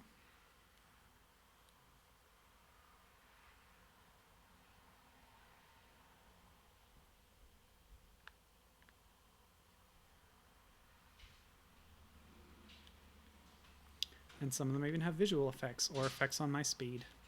Cool stuff. That's the secret texture room. Not that secret, if you are paying attention, I guess. And Binda jumped off my lap. She heard you coming. Okay, 4 quills. Where could they be? Been to the enemy room. I've been to the secret texture room. They could be in the water. I hate exploring the water. Swimming is the worst part of lots of games. But then there's that rare game where swimming is really cool. Some games, swimming is the whole point. Like the mermaid games I played recently. Which reminds me, actually, I was supposed to be playing Sequest 1992 today. But then the Lobo demo was released, so I chucked that up instead. Sorry, chucked up is a synonym for vomiting. I played it on my stream. That's what I did, if you didn't notice. Yeah, so that was current, so I played it. But I'm still planning to do Sequest 1992, a complete run through of it, and that's what I'll be doing next week for sure. I've done a tiny bit of practice, but it'll probably be a little bit clumsy. I'll definitely be playing with a controller, so It should be better than the 2 previous times that I've tried to do it on stream. Ah, did you just see what I just saw? I think I know where the last X quills are. Actually, check. Nope. Check. Nope. Okay. I saw one. I saw one from a distance. Let's go check it out.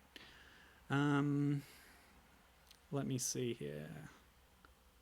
Yeah, Claver and Wrench. Considering how long this took, I wouldn't have had time to play the demo, but it would have been nice to have the option. I was a little bit bummed that only a year after being put up there for availability, then it's been taken down. So I thought I saw a quill on top of this area. Was I wrong? Was I mistaken? What did I see?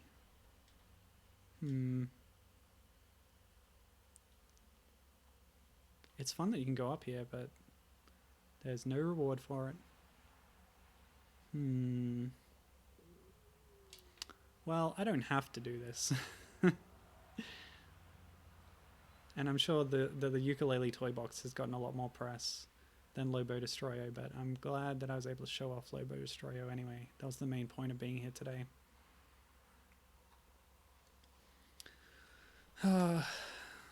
What is it? Okay, you see that? Oh, it's like a star in the skybox. That's what it is. On top of the glass over there. Yeah, I can sort of... Yeah, that's what it is.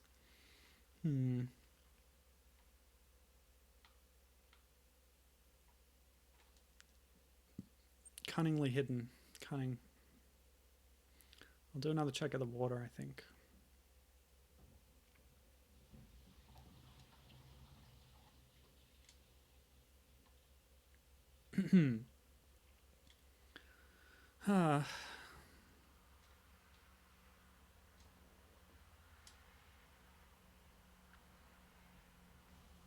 Oh, and don't try and tell me that A Hat in Time is a Banjo-inspired platform, because clearly it's 100% inspired by Psychonauts, as they retconned their own like summaries later on.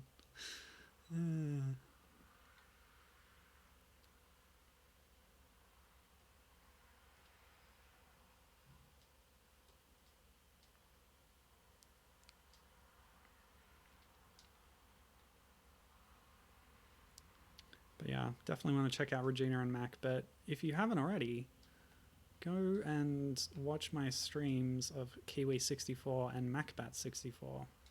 Or just go and get them yourself on Itch.io or Game Jolt, whichever you prefer. Kiwi64 is free. MacBat64 costs a few dollars. I don't remember how many, but it's not expensive. But they're really cute and fun Banjo-style throwback games, and short too, so they won't take you too long to get the full experience.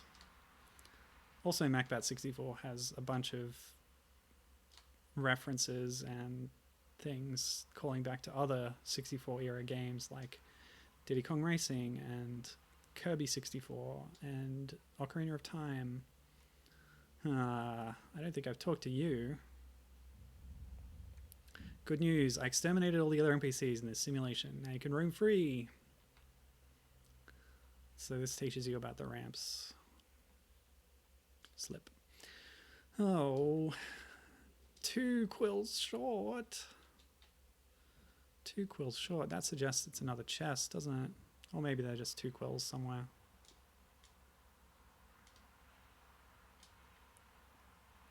I'm mad. I'm so mad. Where could they be? Oh, where could he be? Luke Skywalker says, where could he be about C-3PO like twice in quick succession? And it feels like it's just 2 different takes that they put both of them in the movie. It's really weird. Oh, where could he be? Can you do it again, Mark? But less Canadian? Oh, where could he be, laddie?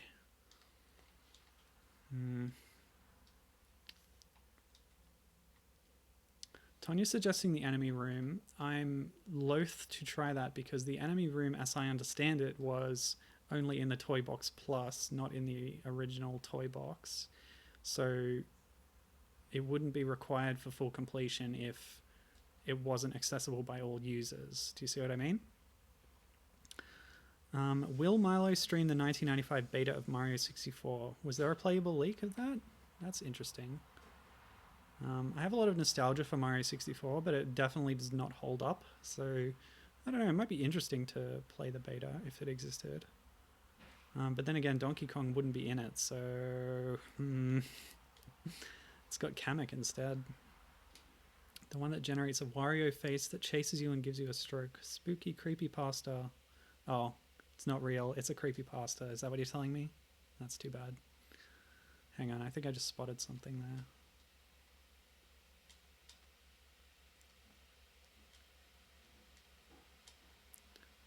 They really hid these quills well, didn't they? Yeah, it's that sort of slot that I noticed, but there's nothing in it. Now I've been through there. I'm sure of it. Dang it. So frustrating to be 2 quills short. I could say that this is like a teaser and you can go do this yourself, but I don't think you can. I think you had to have been a backer and got a code to even be able to access this. Hopefully someone's put a crack up on a piracy website or something. Because at this point, the Toybox is not gaining Platonic anything. I must have backed higher than default because I got like the soundtrack and stuff. And I think the art book as well. So maybe I did back high enough to get the Toybox Plus. But it's possible also that they might have updated it later, say after the full game release, so that everyone who had the Toybox then had access to the Plus features as well.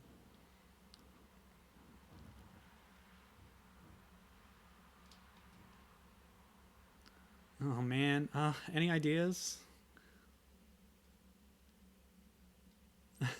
Tanya says, I hate when this happens.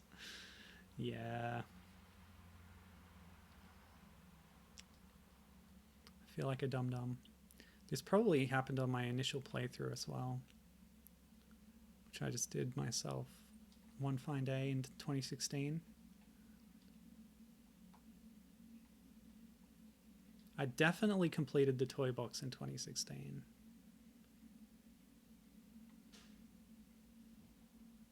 This game does have good draw distance, so I feel like if it was in line of sight, I would be able to see it. It's not a matter of the quills popping in as you get closer. Did I explore up there well enough? I feel like I did, but maybe I didn't. Dang, well, it's 3 o'clock. I better stop. Go watch somebody else's bloody video of the Toybox. It's probably speedruns of the Toybox, in fact, so... like I said before, the whole point was to do the Lobo thing, and I did it, and I'm glad I did. So keep an eye on Lobo. It's too late to back it clearly, but yeah, you can follow Left-Handed Games, or you can follow the Lobodestroyo account on Twitter to keep up with updates and stuff. And yeah, look out for the final game to be released at some point. But even then, as I've said, there's a few, several other projects by small teams that are trying to recapture the spirit of games of this era. So yeah, it's they have their idle animations in the Toybox. That's lovely. They're good ones too. Anyway, yeah. So check out some of the other games out there, and if you go in with an open mind, you won't be disappointed. You could say that about anything. Anyway, lovely to see you all, and goodbye. See you next time.